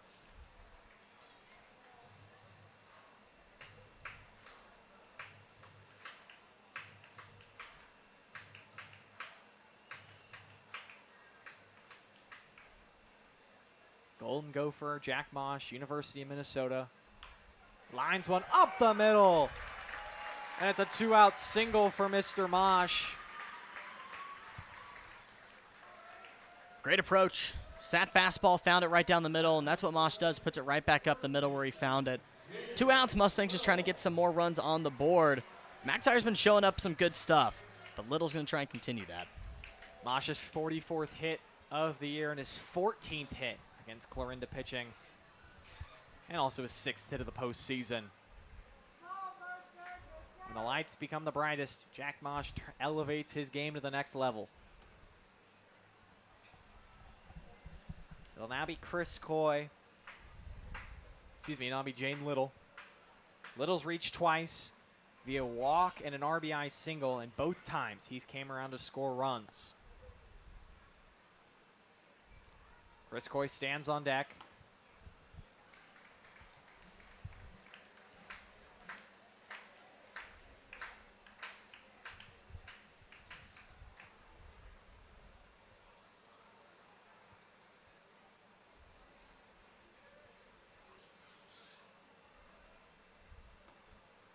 Ball in the dirt. Little's able to lay off. Now he's ahead 2-1. Little will return to Lincoln University. Like to take the momentum here from the summer into the next spring season. And he ropes one left field, but it hangs up just enough for Wilson, who makes a shoestring grab to retire the side. Jack Mosh reaches on a 2-out single, but nothing comes of it. It's a clean fourth pitch by Dylan McIntyre. Headed to the fifth here at Phil Welch. Mustangs still lead the A's in Game 2 of the MINK League Championship, 6-0.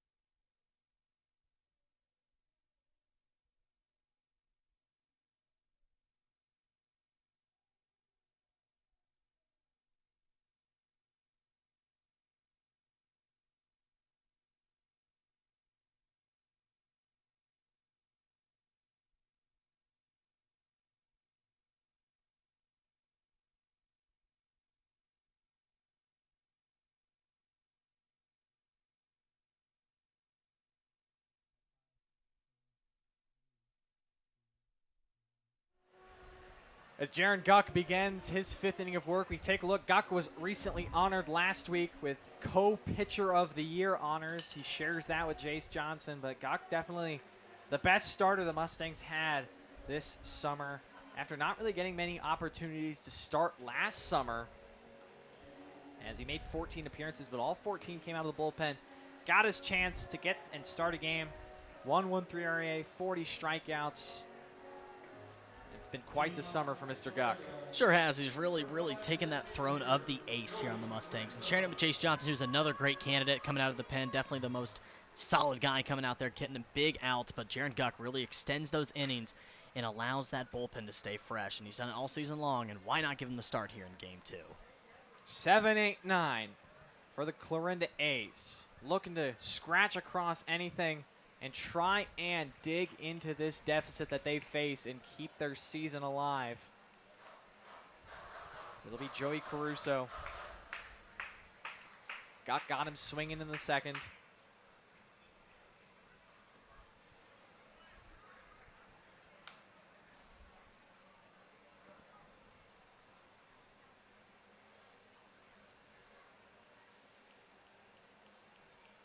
Caruso looking to be the leadoff man on.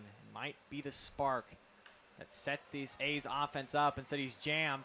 Left center field. In comes, and to make the grab is Logan Miller, newly entered in the ball game for Truman Bodenhausen. Great job by Miller. He realized that it kept slicing over to his left side and left field. Did a good job. You know, you got Coy and Lucart, two speedy guys who got out there, but Miller made it prominent he has the best read. But a good first out again from Guck. He's really came out and really gotten that first down. That's really what's propelled him to remain that confidence here as we enter the fifth. Just one time have the A's gotten their leadoff man on, and that was a leadoff single by Colin Lateo in the third. But nothing came out of it. It was just a moot point. It's now Jake Espeland. He got called out on strikes on a slider painted on the outside corner by Guck the first time these two faced. Back in the second inning. But Espeland's ahead 2-0.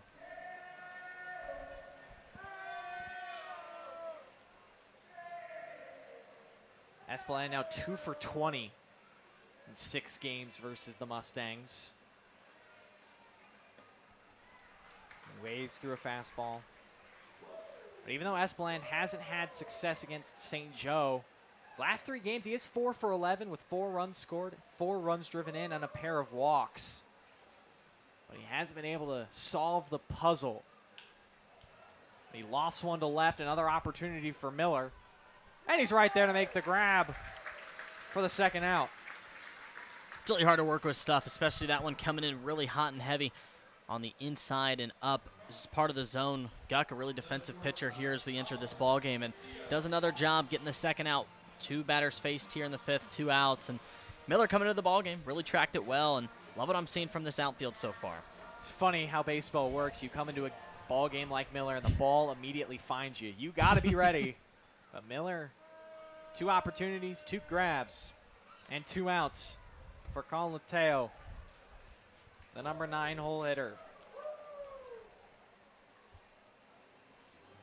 He singled in the 3rd on what was a decent 0-2 pitch from Guck, but Lateo was able to get the barrel on it and loop it into center. But he was stranded at second base.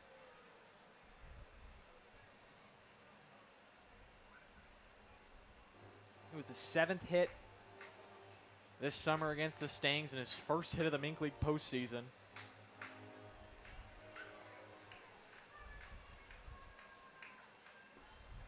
Slider drops in, strike 2.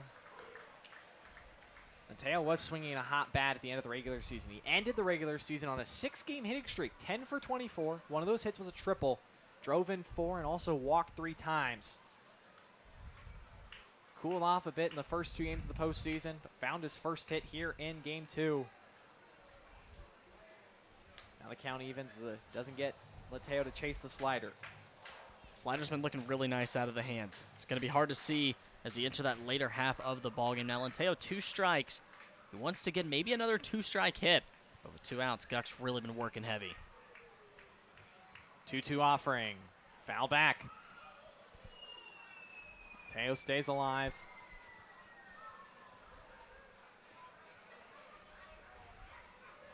Jaren Guck looking to throw up the 5th consecutive 0 and qualify for the win.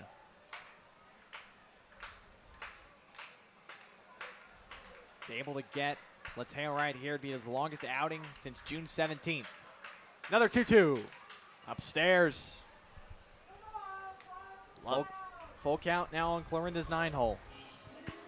Love what Lateo's doing here. He's working itself back. He's not trying to go after what Guck's giving him. He's making Guck come to him. And I think that's what the A's really got to do if they want to have a turning point. If they're wanting to slow down Guck.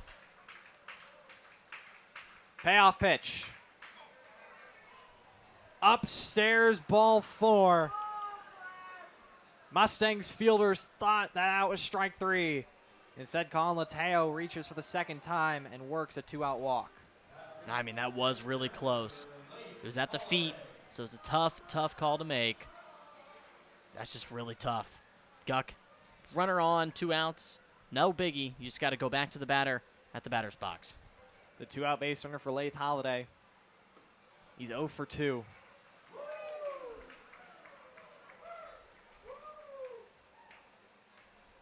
Came into today's game 5 for 14 against St. Joe pitching. He had a 1 for 4 game on Thursday.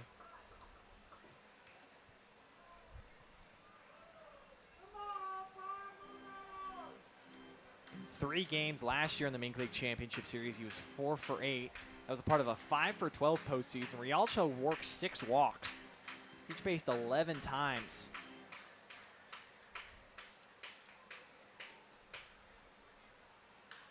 Grounded up the middle. Guck fields it, runs it over. And what a performance out of Jaren Guck. 5 shutout innings from the Mustangs A's have kept the A's silent. Still, nothing but 3 hits and a walk for the A's on the offensive side of the ball. Headed to the bottom of the 5th, halfway home here in Game 2. Mustangs still a commanding 6-0 lead.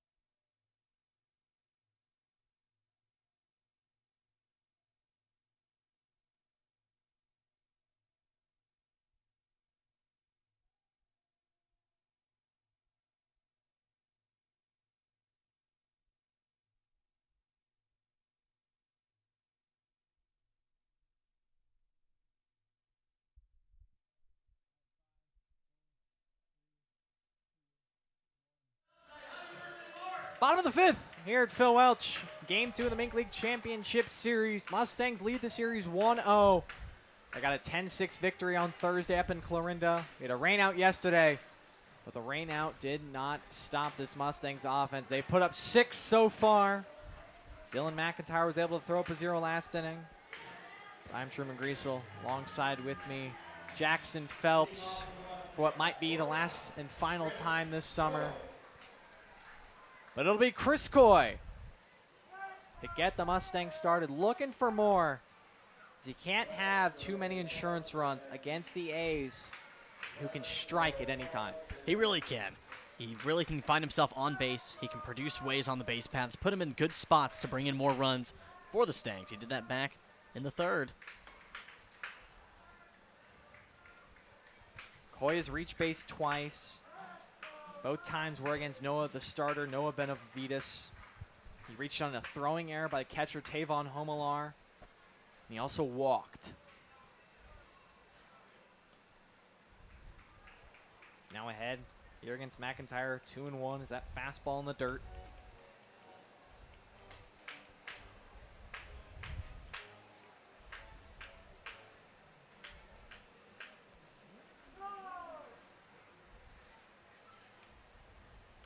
Two ones fouled off. Now 2-2 to the Mustang shortstop.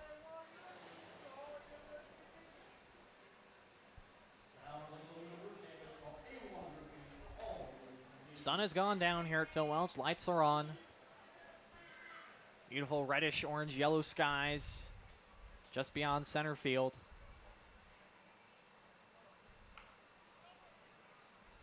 Off the hands, grounded foul.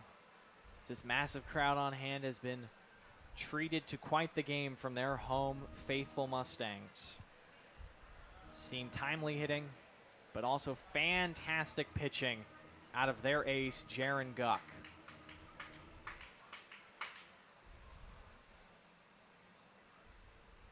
Breaking ball fouled off. And Chris Coy continues to battle, much like we saw to open up the fourth. Braden Lucart had an 11-pitch at-bat against Dylan McIntyre. Chris Coy getting ready to face pitch number 7 against the lefty.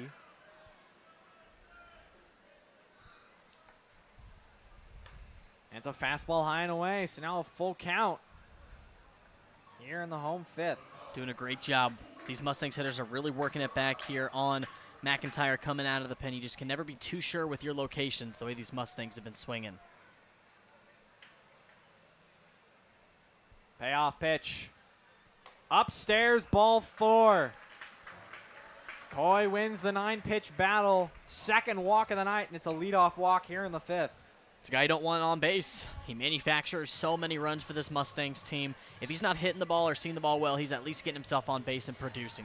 He's always been producing this season. It's a guy these guys can count on. Looking to continue the inning and add some more insurance. Coy's 23rd walk in his first season with the Mustangs. Now his 6th walk against Clarinda pitching as it's Easton Philippi.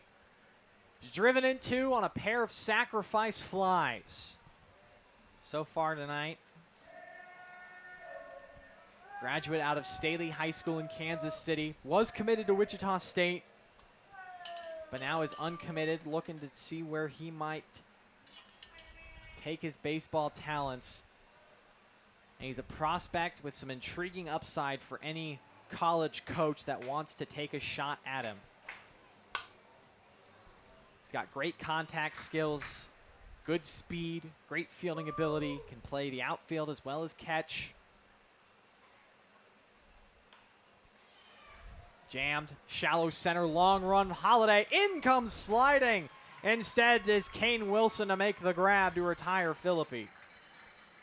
Beautiful job by Wilson. He realized that it came short off the hand of the bat, but it was slicing over to the left once again to these left field hitters. So a great adjustment for Wilson to make. It looked like Holiday was going to have the play on it, but if it wasn't Holiday, that thing is dropping. So good play by Wilson for the first out.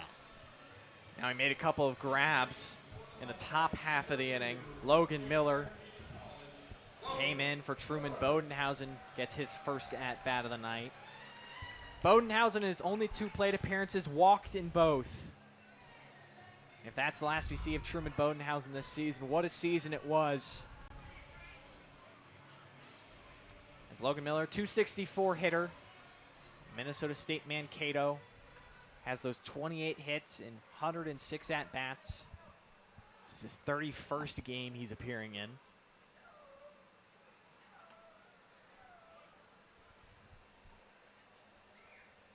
Miller, one of the rare guys who throws lefty but bats righty. You see a lot of lefty hitters, righty throwers, but rarely do you see is that one chopped right in front of the mound. Tough play, McIntyre not going to be in time, off the glove of Cobb. Coy doesn't stop running, he's to third. Johnny Coy's going to wave him home, throw in, not in time. Chris Coy manufactures a run with his speed. And it's now run number 7 as the Mustangs lead by a touchdown. 7 on the board for the Stangs, and another critical error bites the A's back in the foot once again. It was that throw over to first that Homelar tried to make, it missed. And now McIntyre tried to be the hero making the play, but with Miller's speed, he was ultimately probably going to be safe. But just the bad throw, and Coy just putting him on base. It works out almost every time. Another run for the Stangs. It'll be a single by Miller, his 29th hit. Coy scores on the E3 as Drake Cobb just didn't see that ball all the way into the glove. It was a bit of a high throw and just couldn't get it. It's back to Frank Gall. Gall is 1 for 1, 2-run single. And is only at bat in the third. RBIs number 9 and 10 on hit number 17. Just swings way out in front of a curve. And he's down 0-2. Gall, one of the oldest members of this Mustangs team. He was 3 for 7 with 2 walks in last year's postseason. Appeared in Game 1 of the MINK League Championship. That was a loss that the Mustangs took. Unfortunately, didn't get to suit up in Games 2 or 3.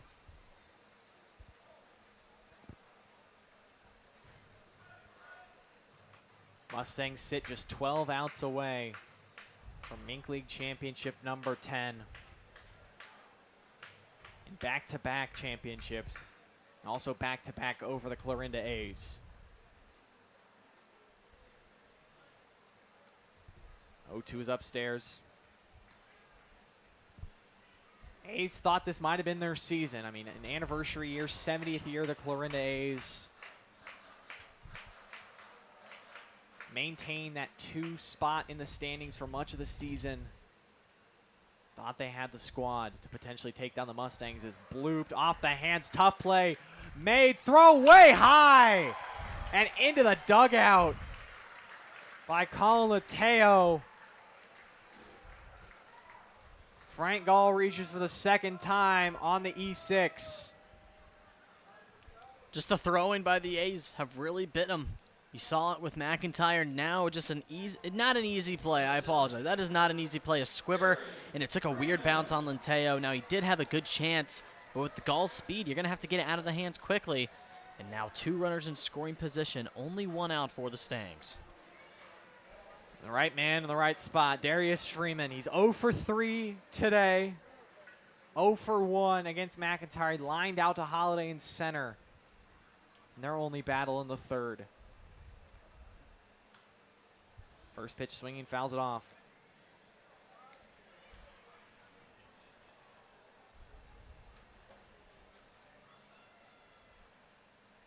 Freeman got off to a fast start Thursday, was 3 for 4 in his first 4 at-bats. Back on Tuesday against Nevada, it took him a while. Took him until the 11th inning to get his first hit. It's grounded weakly. Tough play again for Lateo. Low throw, and it gets away from Cobb yet again. 2 runs are in. The floodgates are opening, and it's 9-0 Mustangs. Oh boy, here come the Stangs, 9-0. Another throwing error. Now that's error number 5 for the A's. This is just not the game that they wanted to have in Game 2, season on the line. Just a bunch of series of unfortunate events, and most of those throwing errors came with runners in scoring position, and it's really coming at the worst time here in the season. Third error of the inning. Now back-to-back errors made by Colin Lateo at shortstop, and both just tough plays. And both plays he just didn't give Drake Cobb at first really a chance. This latter one, more of a chance. It was in the dirt. Cobb couldn't scoop it. The one previous airmailed it. But 2 more are home. 3 now home in the inning. It's 9-0 Mustangs for Braden Lukart. Freeman takes off for third, in there easily. And the Mustangs' 10th run now sits just 90 feet away. Complete dominance. I love the jump from Freeman. There's no catching that man, especially with a lead like that. Now with 1 out, RBI chance for Lukart, either the hit or the sacrifice. It's looking really up for the Stangs. Lukart had an 11-pitch battle with McIntyre last inning that ended up with McIntyre getting the better of him, but this time Lukart finds the hole into center. Make it now 10 runs on the board for the Mustangs on the RBI single from Braden Lukart. Weather delay doesn't matter. They don't lose a beat one bit here on Saturday in Game 2. They put up 10 runs Thursday against these A's, and they've really spread it out this game, but they're already up 10-0 here, and we're just in the 5th inning. Now for Dom Felix. He struck out swinging twice. He's also worked a walk. A man out of Tucson, Arizona. One of 2 Arizona natives on this team. Him and Justin George. Both hail from Arizona. Land of the Grand Canyon. You ever been to the Grand Canyon? I have not. That is one place. Beautiful, beautiful place. It's one of those places that really just in awe of what has been created, and just in awe of the beauty, really the beauty of nature, and just, you know, sometimes we let technology just speed up our day, but sometimes when you just get out there, it's quiet, secluded. As that ball in the dirt gets away from Homelar, easy read for Lukart, moves up on the wild pitch. Oh boy, an extra advance for the Mustangs. It's really getting sticky now. Up 10-0. Runner in scoring position. Felix in a 1-1 count with only 1 out. The Mustangs have been able to put 4 on the board so far with just the 1 out. They're really working McIntyre to the bone. RBI spot for Dom Felix. He has 32 RBIs this season. Up from last year's just 25 total. He's now ahead, 2 balls and a strike. Freeman drove home 2. Lukart drove home 1. It was Freeman's 41st and 42nd RBIs. And Lukart's 34th. Still just 1 out here in the bottom of the 5th. 3 errors in the inning committed by Clarinda. Mixed in with a couple of singles from Logan Miller and Braden Lukart.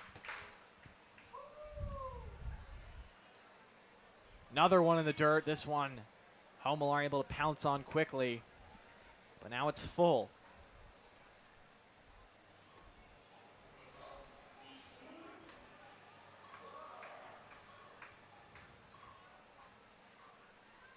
Second time today, Dom Felix has worked a full count.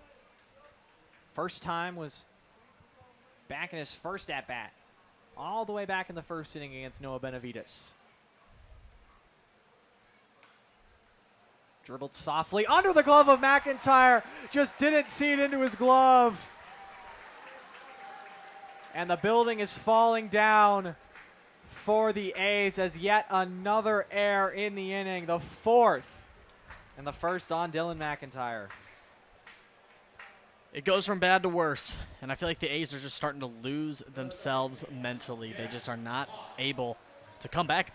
Getting down 10 runs in the 5th in Game 2 when your season on the line is a tough one to bite. But it is one thing when you are in the defense that you just got to get those plays, got to get those outs nonetheless. Doesn't matter what the score is. You got to put your team in a position to win the ball game no matter how much you're down.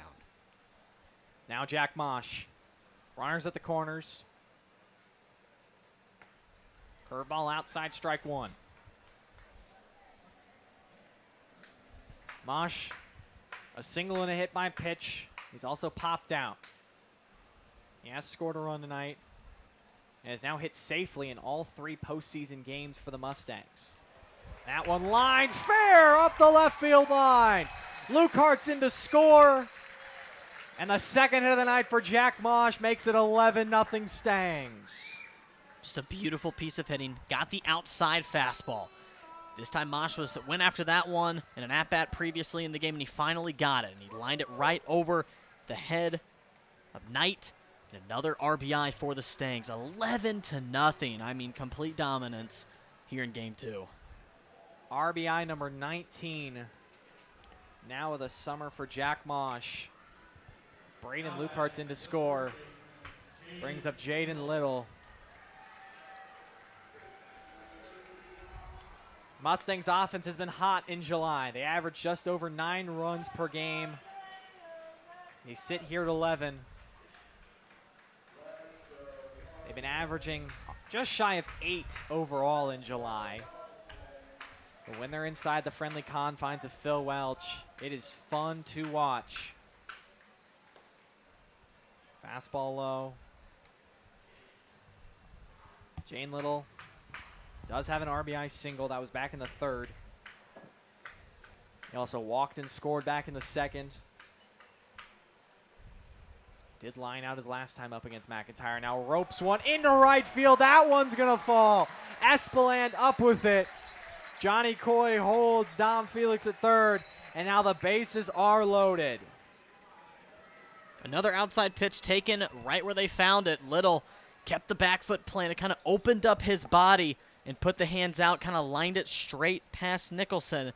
And the Mustangs with the bases loaded with just 1 out. And you got to start wondering in the bottom of the 5th, is the run rule up into play here in Game 2 for MINK League Championship number 10? And that's going to do it for Dylan McIntyre. He made some good pitches here in the 5th, but his defense, as well as himself, did not help him out. As he will exit, we will step aside. 5 home already here in the 5th, and 3 more bases loaded with Chris Coy coming to the plate.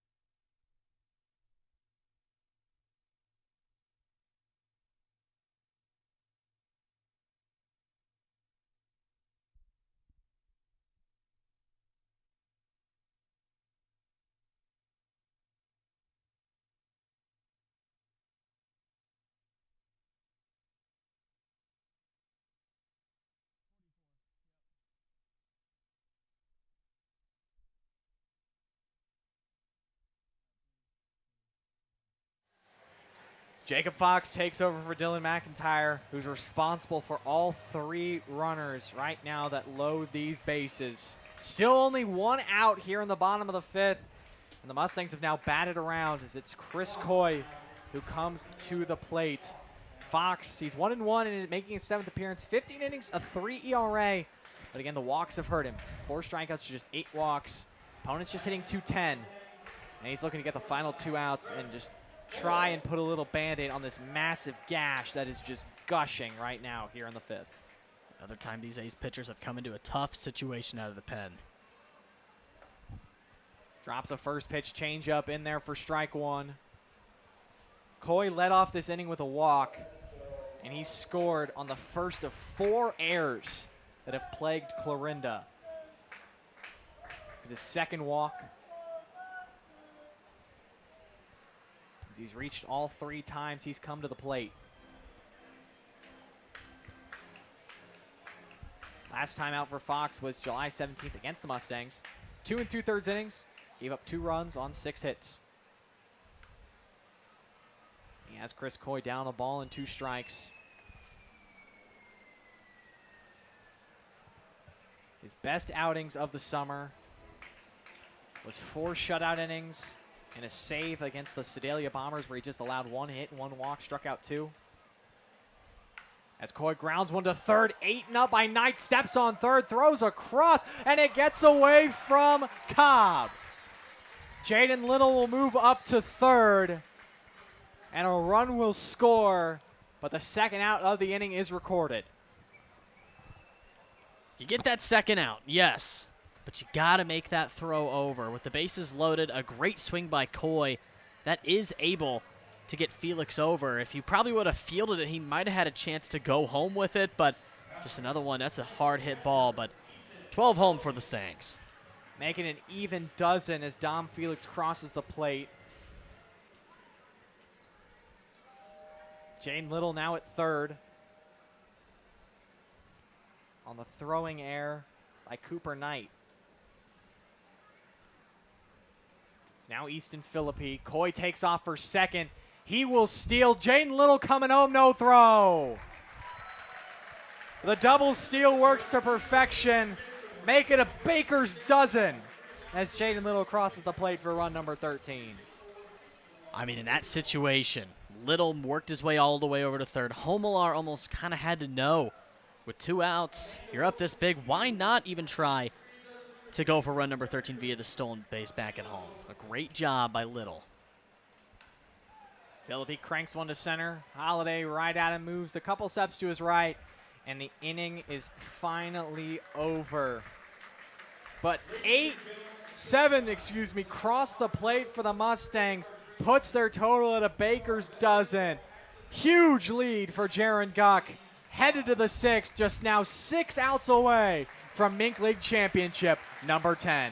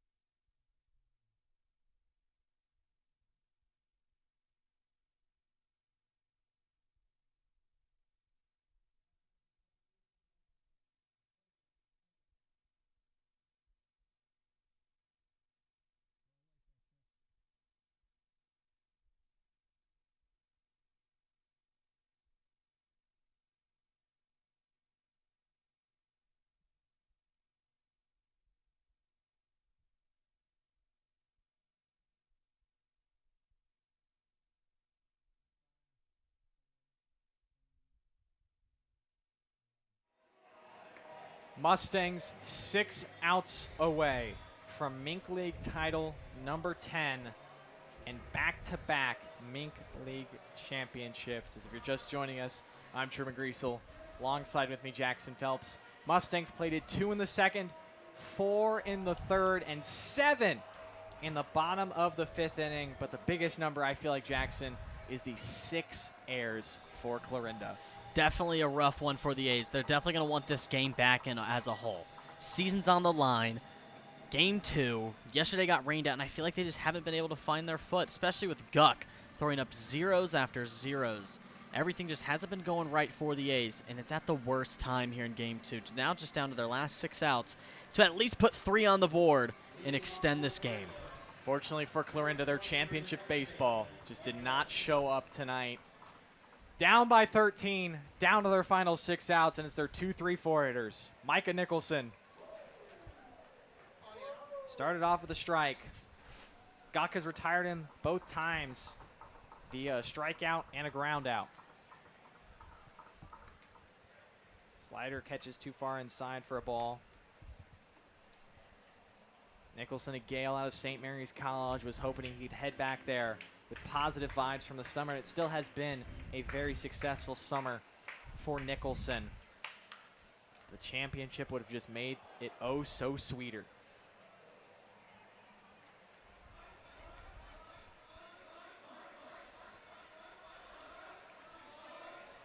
Last time the A's won a MINK League Championship all the way back in 2013. Mustangs are looking for championship number 9 and looking to repeat for the 4th time. 1-2 is again fouled off third base side, right at the dugout, and Drake Cobb has to get out of the way. Almost a little bit of friendly fire. As Chillicothe, the Mudcats won the first MINK League Championship in 2009. Sedalia then won their first in 2010. It was the Mustangs in 11 and 12. A's got theirs in 2013. Mustangs again 2014, 2015. Sedalia got their second in 2016. And there's a strikeout. Waved through the changeup. And Jaren Guck putting on a masterclass. Strikeout number 7. And the second time Nicholson has gone down in the game. It's no time that slider's worked out of the hands of Guck. Another out. Down to 5 is your magic number. But Cobb is looking to at least get something jolted for the A's. I said 3 runs. They need to plate 4 runs if they want to get out of the run rule situation coming into the 7th. But Cobb's going to have to get something going. It's Drake Cobb. Unfortunately, can't get everything back in one swing. He does have one of the 3 hits. It's a 2-out single in the first for an otherwise dormant Clarinda offensive night.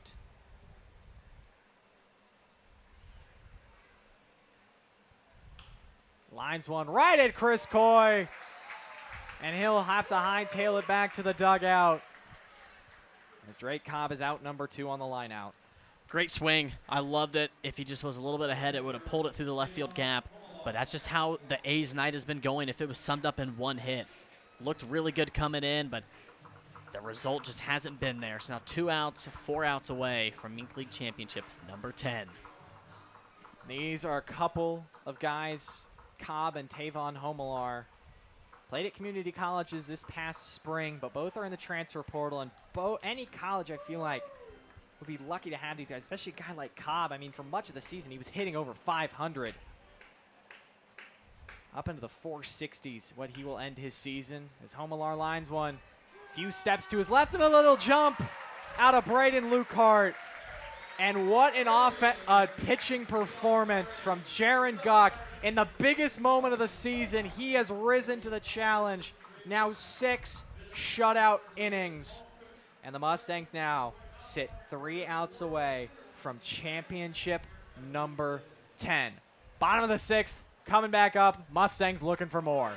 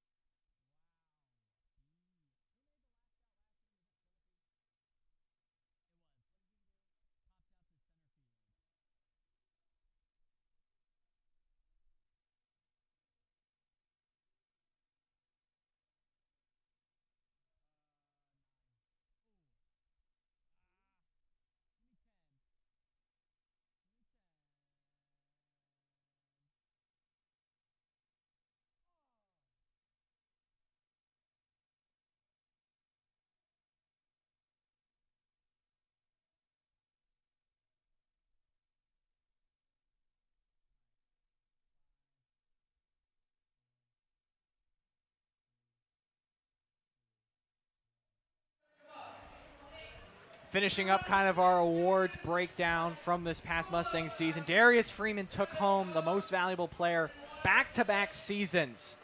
Mr. Freeman claimed the Mustangs' most valuable player. He had 4 home runs, swiped 21 bags. He had 50 hits. Quite the spectacular season for Darius Freeman. And had it not been for the likes of Drake Cobb, he would most certainly win MINK League Player of the Year. It was only that one man in Cobb that was standing in his way, but what a season from Darius Freeman. It's been so fun to watch. A great guy himself outside of baseball. Bright future for the kid ahead at Central Methodist University. The kid can ball, and he showed it once again this season, and it's a big reason as to why the Mustangs are here where they are right now. Darius Freeman was able to one-up his season from a summer ago when he hit .327 with 2 homers, 31 RBIs, and only 48 hits. What a season for the man from Central Methodist. But it's Logan Miller who leads off the home half of the 6th. The Mustangs on the cusp of championship number 10. Miller pinch hit for Truman Bodenhausen in the 5th, and he singled and came around to score. Jacob Fox still out on the mound for Clarinda. But it was a night defined by the 6 errors that Clarinda has committed and the lack of offense in the biggest moment of the summer. Mustangs came to play, and the A's weren't able to match their energy. 2-1s fouled back, 2-2. But getting back to the MINK League Championship history, I believe we left off. Sedalia claimed their 2nd in 2016. Mustangs got them back in 2017. But then Sedalia, championship number 3. They had the 2nd most MINK League history with those 3 championships. They missed the playoffs this year. But they do have history of success. 2018. 2019 again, it was St. Joe. Obviously, COVID knocked out, unfortunately, the 2020 campaign. But then 21 and 22, it was the Mustangs. Jeff City finally got theirs on the board in 23, beating the Mustangs in 3 games, including the first 2 of those games going to extra innings. That was a competitive series. And then obviously last year, Mustangs over the A's. Is a lot of these Mustang hitters, they knew the legacies that were left behind by guys such as Jeter Mousy, Noah Bodenhausen, as Logan Miller takes a leadoff walk, Trenton Roller, Ike Book. A long history of Mustangs alumni paved the way for success for this 2025 team that at the beginning of the season we said it was the perfect mix of young guns, new bloods, first-year guys, but also a group of returners that knew what success was all about and what it took to get to the mountain. Really was. It was such a fun team to watch the whole season long. They did it all together. I feel like this team was so meshed in a way to where they came into games and no one was left behind. I feel like everyone picked up their weight. Even if someone else dropped it, someone else was able to come back in and pick it up. And that's a reason why I feel like the Mustangs are one of the best teams in summer collegiate baseball, some would say. I mean, they win, they pitch well, they hit well, and they always have great attitudes, and they always have fun doing it. Frank Gall is down 0-2 in his 3rd at-bat. 2-run singles first time up, reached on in air his last time up as he golfs one right field and deep towards the corner. Long run for Espeland, and he doesn't get there, and it lands foul. Long run for Jake Espeland, and unfortunately just overran it a bit deep in the corner. I can tell Gall's confident after that swing.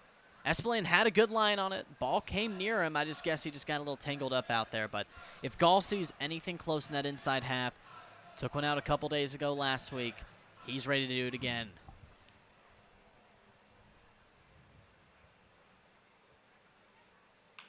Lines one, right field base hit. Logan Miller makes the turn. Long throw, Espeland, not in time. 2nd hit of the night for Frank Gall, and it puts runners at the corners with nobody out. Great swing. He drove it right back to right field where he wanted to get it. This time it was a little bit more outside, but he got the hands out early.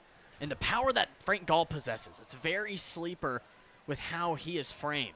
But he has a lot in that lower half, and he got a lot in that forearm in that bicep area to where he can really drive balls, even at a spot that hasn't been all barrel. And he does it again. Now the man he drove home to his last time with the guy we started the inning talking about. First pitch, flying to right. In comes Espeland. Settles under it to make the grab. Logan Miller tags, throw home. But Miller hightails it back to third. It's just a fly out for Darius Freeman. It's a good swing. I know he wanted that one back. He just got a little bit underneath that one. More barrel, that thing's gone. I could tell by the swing. He loaded up perfectly, turned his body the correct way. I mean, a great swing from Freeman, but unlucky night for him, but he definitely has carried a lot of weight for this team this whole season. It's now Braden Lukehart. Talked about him. He was on the 2023 team that lost to Jeff City. Didn't come back in 2024. Decided to give it a go again in 25 as he reaches out. Just behind short is Lateo. And he makes the grab, no tag or effort from Logan Miller. So Jacob Fox getting a couple of pop-ups here in the 6th. Yeah, good bounce back. Get 2 outs after getting those 2 runners on. But Felix, he's seen how Fox has been pitching to his teammates. If he can get out ahead of something quick, I can see him driving something into the gap. And Miller's looking, he's itching, he wants to come home. Felix looking to end his season on a high note.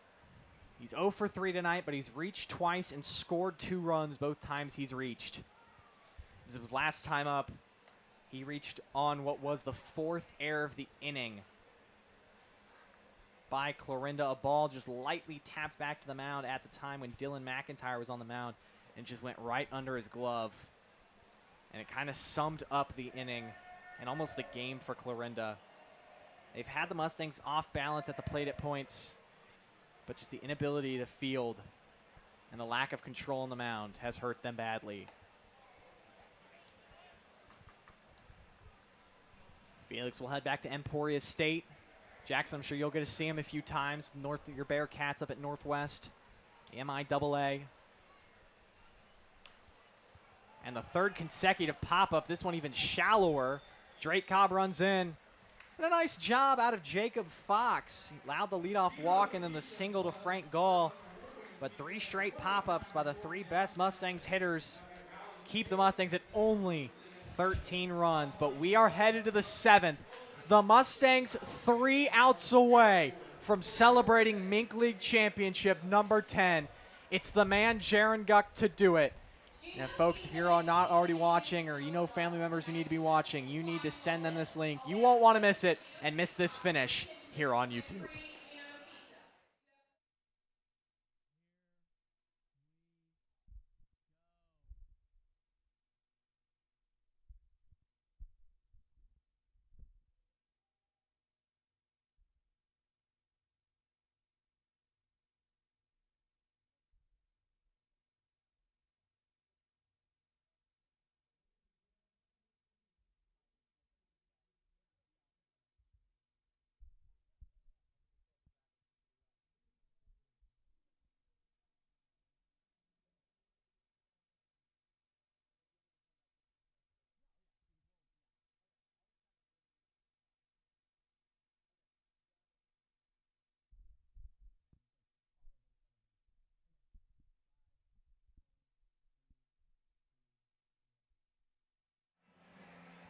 A season of 45 games up to this point.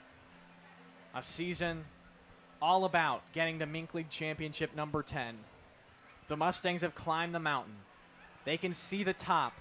They can see the view, and all that stands between them and glory is 3 outs. It's 5, 6, 7 for Clarinda, who need 4 runs to keep this game afloat. And it's Jaren Guck, the ace, the co-pitcher of the year for the Mustangs.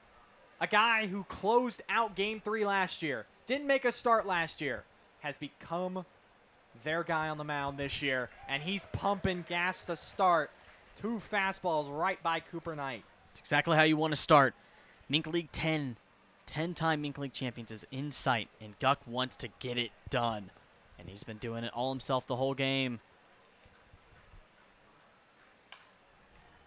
Knight stays alive, lines 1 foul. Couple of ground outs on Knight's line. Just 3 hits and just 1 hit since the first. That 1 hit was a single by Colin Lateo. Just 2 base runners since the first inning for the A's. Both were Colin Lateo. Single in the 3rd, walk in the 5th. A's offense that came in averaging just over 7 runs per game has been blanked tonight. 1-2. Swung on and missed. Chase the fastball up. Strikeout number 8, and the magic number is 2. Beautiful sequence. Went upstairs. Knight was just wanting to get something in play, and it didn't work out in his favor. Another fastball blown by. Guck is working. Strikeout number 8. Now 2 outs away from MINK League Championship number 10. The Mustangs are starting to feel it. The bullpen ran in between the innings. That dugout is crowded. Guys are hanging their legs over as it's Kane Wilson now. Pops one straight up in the air right in front of the plate. It's Jaren Guck. Who else? Magic number is 1.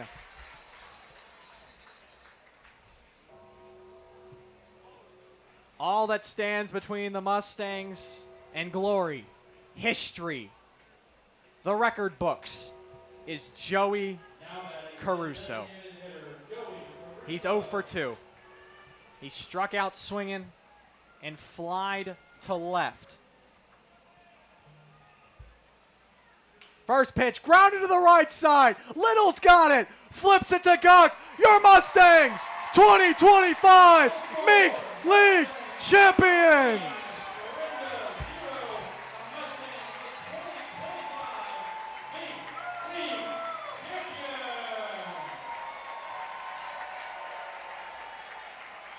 '25 MINK League champions for the 10th time are your Mustangs.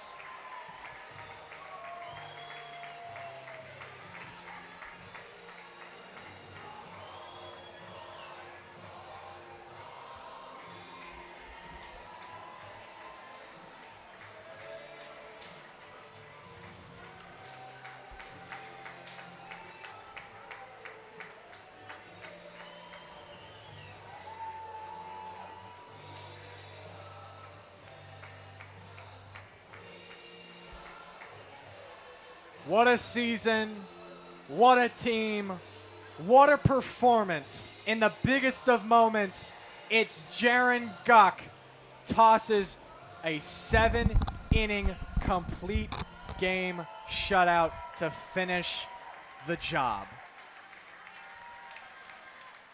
What a season, what a team, what players that these Mustangs possess. Jaren Guck does it the whole game. MINK League Championship number 10. None special than this for this team. They know what winning feels like. They know how to do it here at Phil Welch. This team is complete domination the whole way through, and they get the job done. A long journey, a long but fun summer, and they get to their end point. And the boys never quit, and they made it. They crested the mountain. They did what so many teams have done before them. They join the likes Mousy, Black, Roller, Book, and now the names Mosh, Freeman, Felix, Lukehart, Guck, Philippi, and Coy, and countless others will forever be ingrained in the history books as this team did it what no one thought they could do. As now we'll send it down to General Manager Kai Turner for the trophy presentation.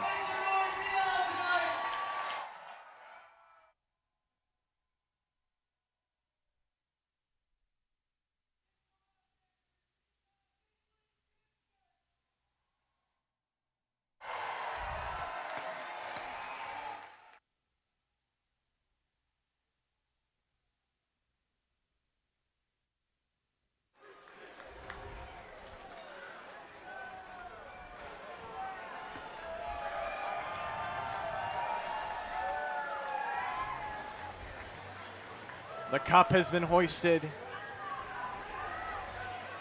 and not much is left to say. The 2025 MINK League champion, St. Joseph Mustangs, for the 10th time in history. We will take a short break and be back for the final time here on St. Joseph Mustangs YouTube.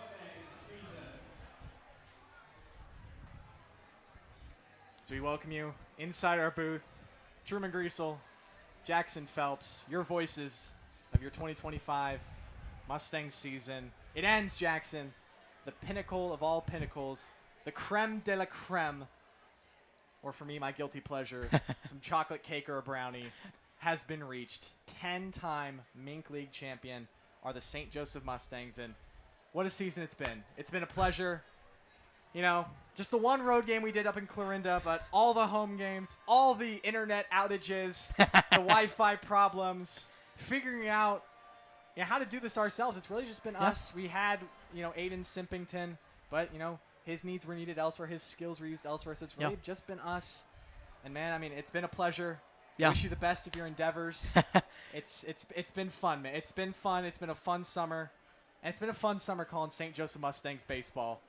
It really ends with a championship. It really has. I appreciate you and everything you do, and wish you the best of luck as well. And it's been a pleasure to be able to call Mustangs baseball. And we want to thank you guys, day in, day out, supporting us, your Mustangs, and tuning in every day. If you can't make it out to Phil Welch, you can't make it to Clarinda, you came in and supported the channel. You came in and supported me and Truman, and we are very appreciative of that. You guys have been amazing to us, and this team's been amazing to us, and what a better way to cap it off. 10-time MINK League champions. We were talking about at the start of the year, me and you, we had big goals, big dreams to see this happen, and to be able to see it happen in front of us, it truly is one of the coolest feelings. And for me and you to make it all the way through the summer together, go on a road trip, and be able to stand here talking about this team winning MINK League championship number 10, it's very special. So many people we'd like to thank: Kai Turner, Tyler Lumpfer, Aiden Simpington, Thomas Raymond, all our fantastic interns, a part of, maybe not help us with this broadcast, but we interact with on a daily basis. Charlie Sample helping with video stuff. It's been a fun summer, and just thank you to the St. Joseph Mustangs. But for one final time, you want to do it together? Let's do it. For one final time, saddle up, Mustangs Nation! Your Mustangs are 10-time MINK League champions. Jaren Guck tosses a 7-inning complete game shutout. And for my partner Jackson Phelps, I have been Truman Griesel. He will be headed up to Maryville. I'm sure you can find ways to listen to him on Northwest broadcast, Maryville right. High School broadcast. Yep. I will be headed back to Lindenwood. Got ESPN Plus. You see Lindenwood on there. You never know. You might hear a familiar voice, but we also thank you, the viewers. You guys have been awesome. Even though, Yes. you know, we haven't met too many of you. You guys have been fantastic. We thank you for tuning in night in and night out, working through all our technical issues, working through our sound issues, and we wish you guys the best of luck. But that'll do it. That is the book. The book has closed on yet another season of St. Joseph Mustangs baseball. Mustangs win it here tonight, 13-0. Sweep the 2025 MINK League Championship Series and claim MINK League title number 10. For my partner Jackson Phelps, I've been Truman Griesel, and for one final time, we say so long from Phil Welch Stadium.